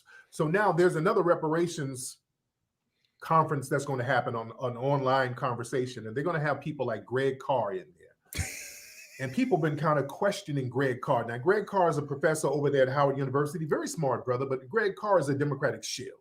All right. He's always on Roland's show. He's one of those folks who's all clicked up with Roland and that crowd. And their job is they'll talk black and talk black history, but ultimately their job is to toe the line for the damn Democrats. All right. Their job is to toe the line for the Democrats for their own personal gain. So I agree. This part is correct, but what is the argument? By the way, this week one an FBA ADOS supporter called me a pseudo intellectual because of my critique of reparations. One thing I always notice is that they never have an explanation of what. For instance, what does Greg Carr say? What did I say that is incorrect? And how is what you say an advance or an improvement demonstrably, that is, on the argument? So I agree with him on this in terms of Carr and Roland Martin largely. But as we showed in our exchange, there is substance in an analysis that maybe he'll get to that I laid out in my argument there. But again, I don't. But his and my response to that is very different. So he's going to say then that because they're Democratic shills, we should what? Go to the Republicans to get reparations? Is that the plan? Gain, and that is a problem. Now, Greg Carr. My bad. I thought that's what we were trying. We've been looking at some of his tweets. You're right. And he's been talking down on foundational Black Americans, looking at ourselves as a group. His thing is, well, the United States of Africa concept is not new, nor has it been abandoned in recent years. I and countless others are firm supporters of the concept of the United States of Africa, that Pan-Africanism talk. The artificial lines that created a nation states is a central problem, leads to nativism that we have here. He's talking about us, looking at our native foundational Black American culture. So he's trying to, this is a bunch of word salad meant to throw salt at foundational Black Americans for looking at our foundational Black American heritage. Here's him again. Lineage arguments are nothing new. There's a thread of descendants of enslaved sentiments that is decidedly anti-immigrant. That isn't only in the US. And wherever it is, it undermines the type of political solidarity that has been the main factor in advocating or advancing African interests. Okay, let's stop that. Okay. So this is word salad that's being given to him from the white Democrats. Their whole thing is to accuse us of being anti-immigrant. Whenever we talk about looking out for ourselves, frame it as being anti-immigrant. That's why they always... First of all, if anything, that is Dr. Carr softening a militant internationalist perspective to fit within something he could say and still be on Roland Martin's show. That's not something he would have gotten from the Democrats. So again, this is anti-historical. Always send these tethers in our spaces. The minute we're talking about getting some tangibles, what do we see? Some tethers coming in the room. Hey, why do you niggas hate us so much? Why do you niggas hate us? Do you think we're taking your jobs? Yeah, he did coin it, and that was part of the argument. I think a legal battle that he had with ADOS over them. That's coming from the trademarking top. That's a narrative that's being passed down. So he created FBA. Whenever we start talking about looking out for our own interests, they got word salad folks coming around talking about it's anti-immigrant. All right. Word salad. Doesn't matter. Even if we are anti-immigrant, that doesn't stop us from being foundational Black Americans. I told somebody on YouTube today who accused me of that. I said, but I am a vegan, so you might get a word salad. We're looking out for our own group. And even if we are anti-immigrants, so the hell what? We don't owe nobody nothing. And what they like to do, they also like to say, well, y'all sound like white supremacists. As Dr. Clark said, who he has in his intro, and I agree, African people are agreed. African people don't owe anybody anything, but that's not that wouldn't be the number one reason why an intelligent group or an intelligent person would want solidarity with another group, with immigrants. It's not because we owe them something. It's that it's tactically advantageous to work with other colonized people for your freedom.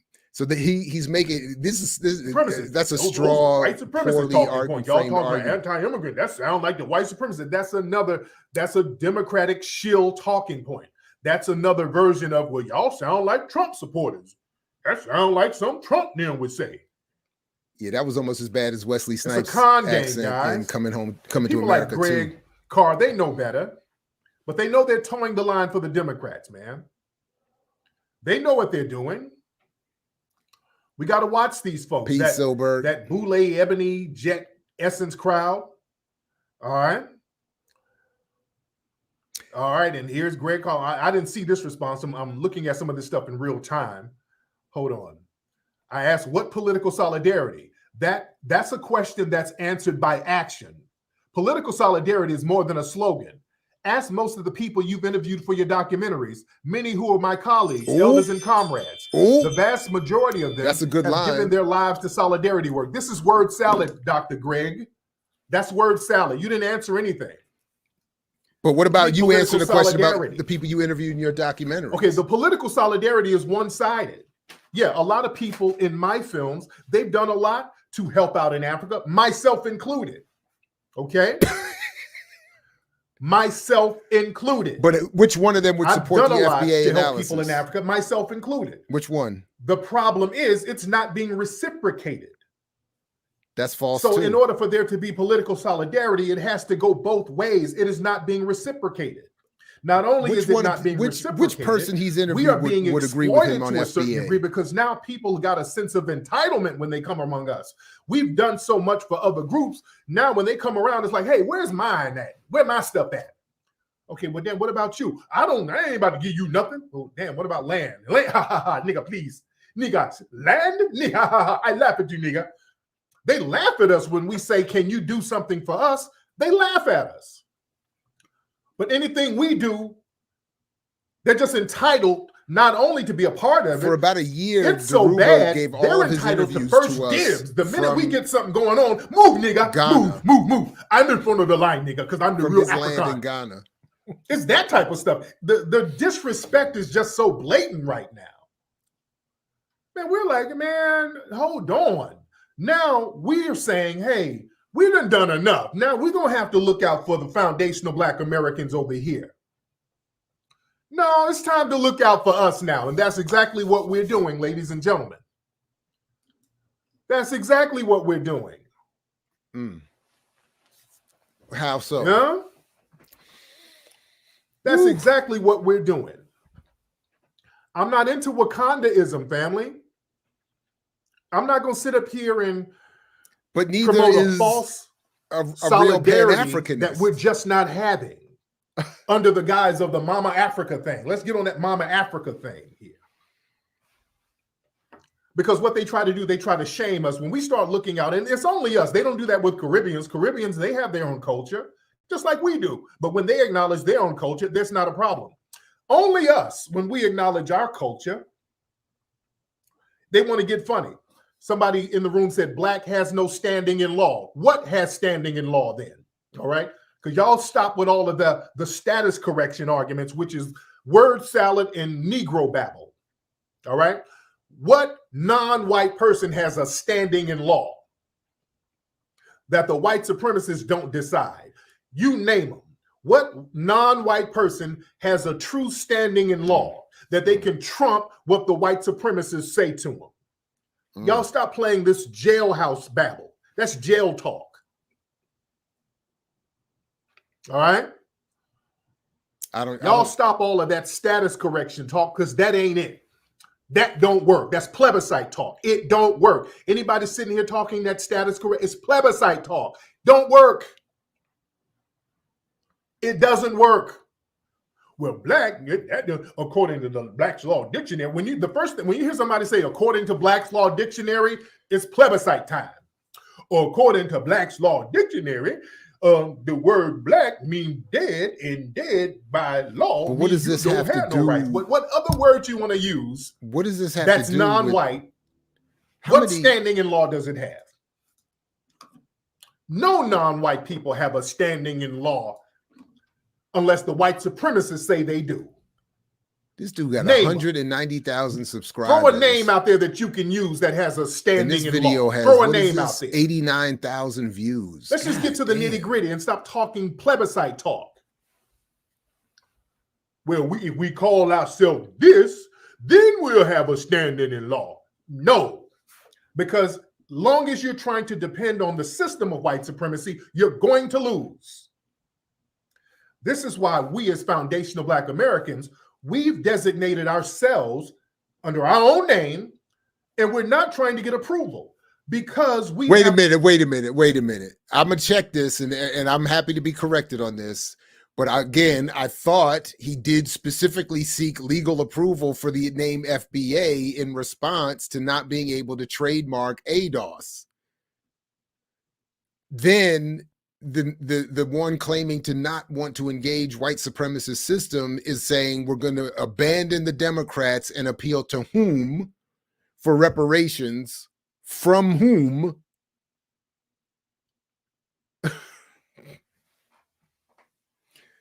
Wow.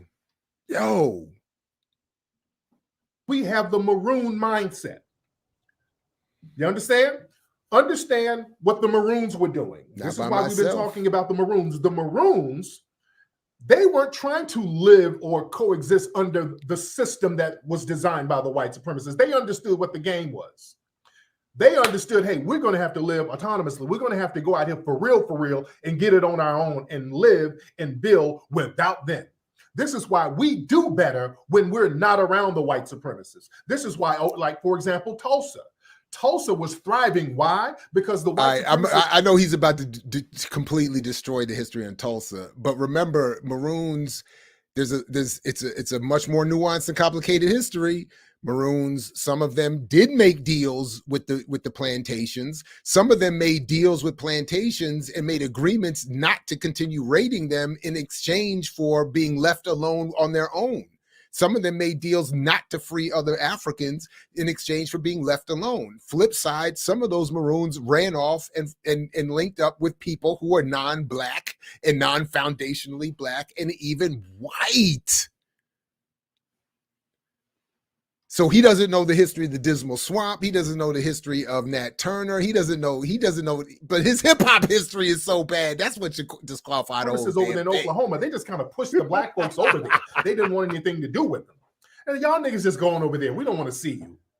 Whereas in the South, white folks and Black folks kind of lived somewhat in proximity with each other. But in Oklahoma, which was Indian territory, basically, they didn't have formal slavery there, so they just said, y'all niggas just going over there, that Greenwood, Tulsa, Greenwood, Archer, y'all just go over there. Please go watch Black Two folks alone, and Black Work, folks the started Blackness circulating their money and building their money. Then the white folks watch our collaborations on this. These niggas doing all these cars over here. Because Tulsa, these buildings, what is all these mansions doing over here? Mess. Oh no, we got to burn this. This is way worse than this video. You understand? So we, as foundational Black Americans, we do better without the white supremacists in our business. See, a lot of people with the status correction stuff, that's this thing where they want to cut a deal. Where does this white supremacist not in our business stuff happen? The crux of it. Because the Islamized Moors, that's what they did during formal slavery. The people under the Moroccan conglomerate, they cut a deal with the United States. And part of the deal was if you enslave people, you go to Africa and enslave people, that's fine. But if you just happen to catch a few of ours, you got to let them go if they are part of the Moroccan Empire. And that's what happened. They had this little deal with the white supremacists. They weren't trying to stomp out a systematic oppression. Lever action, they were just radical, trying to get a little status. No more. That's not the right idea to have. For Not By Myself. That's not the right idea to have, ladies. We can't do another one of these for a minute. We got to replace the system of white supremacy with justice. Yeah, a lot of the Islamized Moors were trying to be like the damn Arabs. Let's keep it a buck. A lot of them made mistakes later on down the line. We got to be very honest about history. Where's the specifics? They were making mistakes trying to cut these little perverse deals with the white supremacists. Yeah. Now that he might have gotten from Dr. Clark, because Dr. Clark did not mess with the Arabs. Treaties. He said Islam is Arabism. So he might have gotten some of that, but not in relationship to the Moors. Let's keep it a buck. Who I believe Clark argued Africanized Islam. And gave Islam credit for what Africans were doing. But this whole thing where we got to sit up here and we got to honor Mama Africa. Look, we got to understand this. The whole concept of Mama Africa. Look, we got to understand the mistakes that Mama Africa done made. Mama Africa was out here bedwenching with the white supremacists for a long time. So who is he bedwenching with to get reparations? And where's he going to live? The kids go. Mama Africa got the kids taken away. It's just like a crackhead. The relationship we have with Africa now is like a crackhead mother that neglected the kids because they wanted to run the streets and bedwench.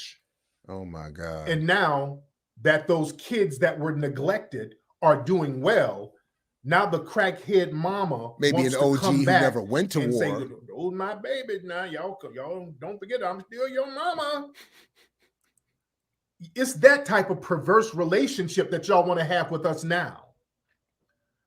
now that we've dusted ourselves off, we've been through child services. Oh, yes, I'm doing this. I'm going there. Yes, I'm going there. Oh, it's going to hurt. Hurt. Let's go there. I'm going there. I'm going there. Yes, I'm going there.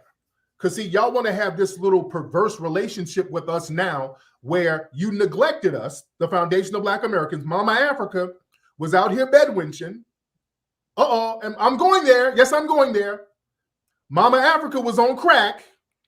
Mama Africa was laying up with the European powers, having a perverse relationship with the European power, just like crackheads do. You fell off, neglected your kids, let your kids go into the system while you out here having fun with Zaddy and running the streets and getting smutted out. Oh, he said Zaddy. So he's on and that. Those kids you neglected. What's my man? Who you counted out, they dusted themselves off. They survived. Kwame Brown. And became something and became the face of Black people globally, started to become successful and the face of Black success. Yeah, no wonder. Because we survived such a traumatic experience, like a lot of Black children who go into the system do. A lot of Black folks who go into the system, they deal with the abuse and then they come out shining. That happens to a lot of Black folks. For example, the R&B producer Kashif, he was adopted. They had him in the adoptive system and he was abused as a kid. But while he was abused, he became a musical genius, one of the best producers out there. Yeah, I hear you. You put us through a system of abuse and you allow us to be abused. And then when we survive that and then thrive in spite of it and become stronger because we survived it, now the crackhead mama's coming around with her fur coat on. I wouldn't describe her Black little mangy America as thriving. Hey, now don't forget about your mama now. I'm still your mama. I'm still your mama now. So is this real? But seriously, I'm downvoting on this too. Relationship with you. Is this all he's? Does he have another? Because that's the relationship y'all want to have with us now. Or is there going to be an argument? We didn't die off. We started doing better. We survived one of the greatest atrocities in recorded history. Yeah, damn. And now people look to us with inspiration or for inspiration. Sure. And now y'all want to come around wanting to claim us. It's just like these deadbeat fathers who sit there and neglect their kids, and all of a sudden their kids become huge basketball stars or football stars, and now the dad want to show up to the recruiting day. That's my boy right there. I knew he was gonna be something. I sure knew he was gonna be somebody. Your teeth missing, you neglected him, and now you want to show up to the damn NFL draft. No, sit your ass down. All right? Sit your ass down. Let's keep it a buck. We're not having no perverted relationship like that. And let me tell you something. When you neglect your kids, you get the same energy when you get older. When you neglect your kids, you get the same energy when you get older. See, Black folks, we got to get off this thing where we sit up here and you have kids and don't take care of your damn kids. This is a problem just throughout the Black world that we got to get over. All right. Okay. All right. Woo! You know what? I think we deserve a little fun before we get out of here, because that was just atrocious. So, I did watch this one, but I had so much fun with it, and because it's a timely story. I'm gonna end with this one. We can have a little fun. Yeah, that was terrible. So before we wrap up, I do want to appreciate everybody who came through tonight for this. Initially, members and patrons only, not by myself. Again, the point is to have a little bit of fun. Admittedly, I do enjoy this stuff, but to watch videos that. So this is my perspective on it. I think I'm inviting that we watch videos that have some sort of impact somewhere, but that are not safe or healthy to watch by yourself. That should only be done in collectives for moral and intellectual, even spiritual support. And I'm encouraging people just to engage in the Discord. The link is in the show description. And go to the Not By Myself channel and submit videos, maybe a little shorter. Maybe we get some shorter ones, but or timestamp sections, and then just let us know why you want us to watch it, and then we'll and again, we're setting this up because it's going to air live as a Monday morning show a week from this coming Monday. So in that regard, I appreciate the length, but I do want to end on this little bit of fun because I have to admit, I mentioned Abba and Preach earlier. I saw this earlier and I thought, this is just too funny. So let's enjoy this right here. So today we got T.I., rapper from Atlanta, going up on stage. It says T.I. goes off. So real quick, if anybody, I'm sure people have already know who these cats are. They are diaspora Africans in Canada, and they are comedians, and they have a very popular YouTube channel, Abba and Preach. I don't watch that much because they do a lot of stuff I'm not interested in, but this story I was very interested in, and I thought it was hilarious and, somewhat, of value. But anyway, so that's just a little bit of the context here. And of course, they're talking about T.I. So anyway, here we go. Off after a joke is made about the previous scandal of Weinsteining made against him. All right, so this is the video that initially came out.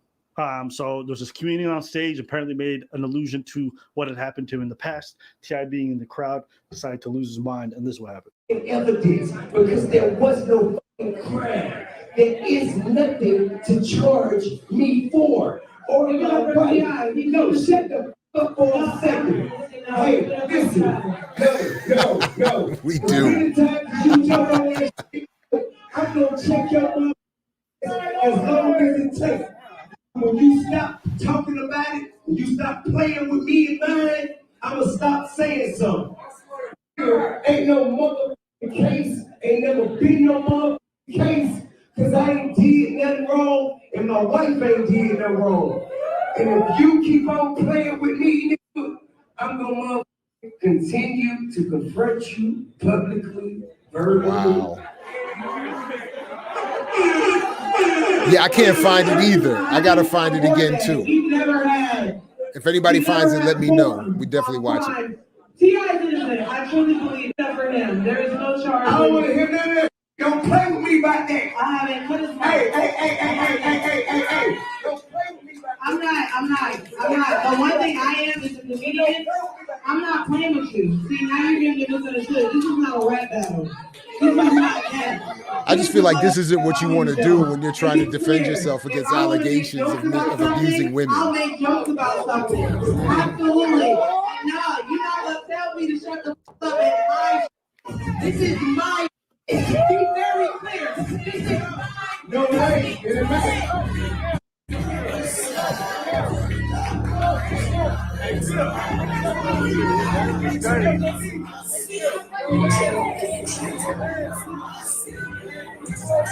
Like, why you all like? So that's the incident in question. And so she explains the greater context of what had happened before. So I'm going to explain this one time. This is about what happened at One Night Only at our bar on Edgewood with myself and T.I. T.I. came to the show. It's about over anyway. It's an open mic. He comes. He does like 30 minutes. She's about to make Monique mad, though. Okay. When you do an open mic, usually it's like 5 minutes. That's why she looked like that at the camera. If you do 30 minutes, no, usually we don't care who you are. You do 30 minutes, you're like, it's dragging. It's an open mic. I disagree. Go ahead. You disagree with what? What have I said? The issue is not that he did 5 minutes to 30 minutes. Disagree on what? I said nothing, nigga. The issue is not that he did 30 minutes. The issue is that T.I. did 30 minutes. Yeah, I understand. So if a big name nigga comes through and want to do 30 minutes, people don't give a shit. I just said that why she did look what she looked. Because it's T.I. doing 30 minutes. I'm not saying no, bro. I just said what happened and why she looked like that. Because most people don't know how long you take what was the problem, what was the look for. I just gave context. That's all I did. Right. But what I'm trying to say is she's not having an issue with somebody coming to do 30 minutes specifically. Yeah. Is that T.I., who's been doing comedy for a year, is doing 30 minutes. You get what I'm trying to say? It's like if Dave Chappelle showed through, like niggas like it is what it is. Yeah, but Dave Chappelle's been doing comedy. T.I., we don't know between y'all. That's the issue. And so we don't. A lot of people have had an issue with T.I. over the last couple of years. Yeah, the last 2-3 years because he started doing stand up, and because he got his name, it's kind of like when Stormy Daniels started doing stand up. A lot of people are like, This bitch sucks. We Yeah. talking giving her Stormy 30 minutes Daniels because of was the doing name. stand-up. And so she out here eating ass on stage Yeah. because it's a spectacle. Yeah, absolutely. Yeah. So it's just that. I'm just saying that because you said I disagree. Bitch, with what? What have I said that? If you play it back, what you had said is that normally comedians come to do 5 minutes. T.I. did 30. That's what she has an issue. Yeah. Okay. No, she don't have an issue because it was T.I. doing. It's fine. Now, after he gets off stage, I'm going to the next. I'm hosting. I'm talking about marriage. He keeps cutting me off, telling me to shut the fuck up, calling me all kind of heckling me. Okay. Problem number 2. If you go to a show and you heckle motherfucker. Listen. Yeah. A heckle from the audience is one thing. Comedians need to shut the fuck up during the show. You've seen promoters talk in the back. Shut your whore mouth. Those are trash promoters. Yes. This is a comedian thing. It's like when someone's going through a set, they got a flow, they want to go with their jokes. Yeah. If you're a comic in the back trying to disrupt somebody, because when you come through it for a 5-minute set, you're trying to work through the stuff, the material. When someone heckles, that's one it thing. disrupts the flow. So you don't know if your jokes are working or not because you've kind of fucked up the whole thing. Yeah. A comedian doing that is worse because, bitch, you know what it is. So this motherfucker's in the back interrupting other comics after disrupting for 30. Garbage. You just did 30 minutes and you're new at this. Bro. And then after that, you're going to go to the show. That's you. And you listen. So I do appreciate comedian, the etiquette, okay, the and comedy, you know how it is to get the hecklers. comedian etiquette. You don't heckle nobody, whether you're on the show or not. If you touch the stage, you graze the stage, and if you graze the stage once in your life, okay, and you're a heckler, and we come to find out that you actually do stage, I've seen motherfuckers been barred from clubs because of that. You're a comedian and you heckle, or you try to do this shit and you heckle. T.I. is a straight up loser for some of this, bro. And that's the entitlement of like being a rap artist and then you come to stand up and you own everything. Yeah. It's like, bro, earn your stripes too. Yeah. Because you probably trash at stand up. Yeah.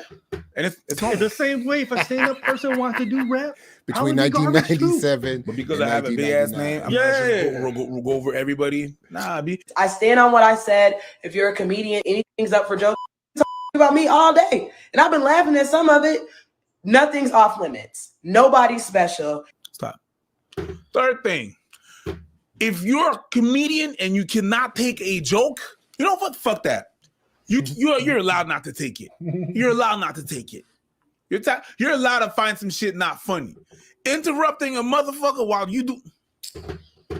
Boy, if you don't get the fuck out of here, if you do not get the fuck, and then you monopolize the whole shit, bruh, you're out of place. You're out of place. This not your lane. It's crazy. You're out of place, bro. You out here disrupting everybody else and you get upset when you don't like what they say in retaliation.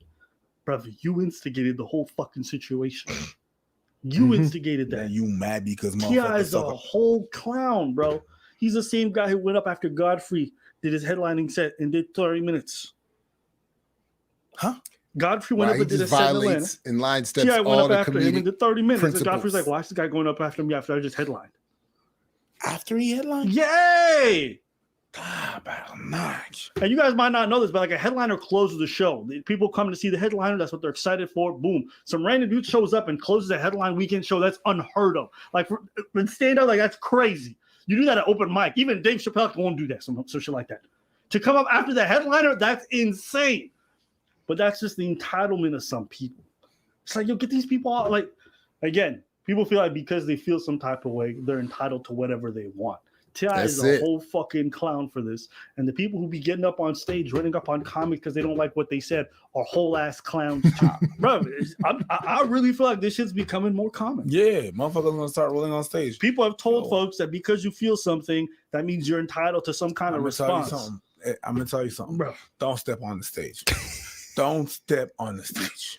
Don't step on the stage of nobody. And I don't know who's which. Don't. Who raised y'all? But big man here, sit your I ass saw down, shut the fuck up. He called out. And if you don't like the show, you know what you could do? 2 things. Shut the fuck up, or not a damn thing about it. You can leave. You can leave. You can leave. That's 3. You can leave. You either leave, you shut the fuck up, or you don't do a damn thing about it. There you go. But big man here called out the fresh and fit dudes. And T.I., you're really just doing this because you're T.I. And said he could fly down there and fight him. But no. Whole ass, a whole ass clown. For this, it's clown behavior right there. You heckle the fucking whole show. You disrupt motherfuckers, and then you mad because people are retaliating. Man, if you don't get the fuck out of here, I ain't got nothing else to say but this. Yeah. Stupid. He heckled and then she clapped back. See? And he got mad. See? I said I watched Like, this, bro, but I actually don't you remember. Do they instigated really this. not get to the point? Now you though? want to get pissy about the response. You're a fucking loser. Don't play with me. Don't play with. Shut up. Shut up. But yeah, those I don't know. It's just, bro. Me, most comedians make me cringe so fucking hard with the way that they act at shows. Comics up on stage, these niggas talking in the back so loud the audience can hear them. Yeah. It's like, bro, be respectful to people on stage. I gotta tell comics to shut the fuck up. Be respectful to I gotta tell motherfuckers. comics to shut the fuck up because, bro, if somebody's on stage trying to work through their shit, you motherfucking heckle, that's crazy. Listen, if I'm running the show, you out. You booted 100%. You'll never be allowed in my show. Did I make some shit up in my head? I booted people for much less. I know. What you talking about? You heckle? You heckle? Bruh. Even on a show I run, I would never make noise like that while a comedian's performing. Because I know, but you heckle and you yell some shit, and then you get up on stage, but they're not gonna ban this nigga because he's royalty on. Oh, I would fuck. I would ban it. me, I wouldn't give a fuck. You would never be allowed. Yo, you can't come here, man. You can get the fuck out. Grab all your Whole shit, ass all your clown, goons. bro. Get the fuck out. Yeah. But a lot of venues don't respect comedy. No, it's just a vehicle for them to. So make for things them, funny. this is about the comedy. Did I make this? Did they deal with this on another video? We're throwing this fool out like a whole ass bum, but they won't hear. I don't know. To me, it's just I don't understand people. Or maybe my memory is just let us know trash. what you I guys think made in the something comments up in below. my We want to head. hear from you. Because I thought they at least raised the point. Oh, so they made it all about comedy. My bad. Or maybe they dealt with this somewhere else. Where was the question about, again, if what T.I. was saying was, you can't talk about these accusations that my wife and I suffer resulting from alleged sexual abuse, and then you aggressively interrupt a woman comic, and run up on stage and pretend you're hugging her so you can grab the mic and clearly intimidate her. Yo, that's not okay. So that to me was I appreciate the game on the comedy thing, but that to me was the bigger issue. You look crazy in terms of just comedy, but also you look crazy in terms of the defending yourself against these accusations with hostility or I don't know, intimidation or animus. Break up this woman's stage. I don't know. Anyway, whatever. You thought it was oh yeah. I just can't imagine that. Anyway, so, but I did want to end on a little bit of a lighter note, at least after the I guess because I don't know. But I thought I remembered the comedic part, but I thought they actually got to make the point about you're rolling up on a woman on stage when you're saying, don't accuse me of sexual abuse. I mean, if you, yeah, I don't know. I just feel like that's anyway. So, look, we made it through, good people. I will continue to compile the playlist. There are some other ones for a future segment of Not By Myself. Again, I really appreciate it. Again, a big shout out to Unmasking Imperialism and Brother Ramiro for unwittingly giving me this, and nobody stepped in. The security I saw to gather, but I feel like security should have prevented anybody from getting up on stage. And as soon as he made physical contact, even in a faux hug to get the mic, wee. And she didn't have any partners there, friends, loved ones. And security, I feel like should have definitely been up on the. Actually, I don't even know. Were they his security, or for the club? I don't even know. But the club security, somebody should have not. He should. That's yeah. But yeah, Yeah, no more Nasheed. Yeah, at least I need a break. That was horrific. Oh my God. Maybe. Or again, it could have been his security.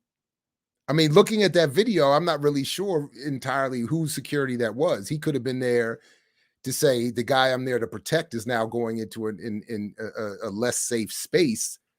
So I need to step up, or because if he's security for the club, he's definitely not doing his job and is starstruck. I feel like he's not doing his job. If she was, I don't know the woman, and I feel like he wasn't doing a job. If I knew her and cared about her, if you're not going to do the job, I had to do it myself. Apparently, yeah, you can't just roll up on. I mean, that was crazy. But I also do agree just with the comedy part. You can't roll up on people on stage. Let them say what they got to say. If you had just let her get off her little joke, this video wouldn't have gone anywhere. Anyway, probably. Anyway. But look, I really appreciate this. Again, shout out to Ramiro and Unmasking Imperialism for giving the idea, because there are videos that I would want to watch, but I literally would see them and think I want to see it, but I'm not going to do it by myself. So this is the only way I would do it. And plus it's a little bit of fun, and you know, get to give a little shout out to our members and patrons. So please, if you see this after it airs publicly, beyond that, become one. All right, everybody. Again, thanks for joining us on this special I Like edition. And as Fred Hampton used to always say, to you we say peace, because we know you're willing to fight for it. And catch you next time. Please check out everything else on the channel. This has been great. I had a great time. Thanks again, everybody. Catch you next time. Peace. I mix what I like, what I like, what I like, what I like.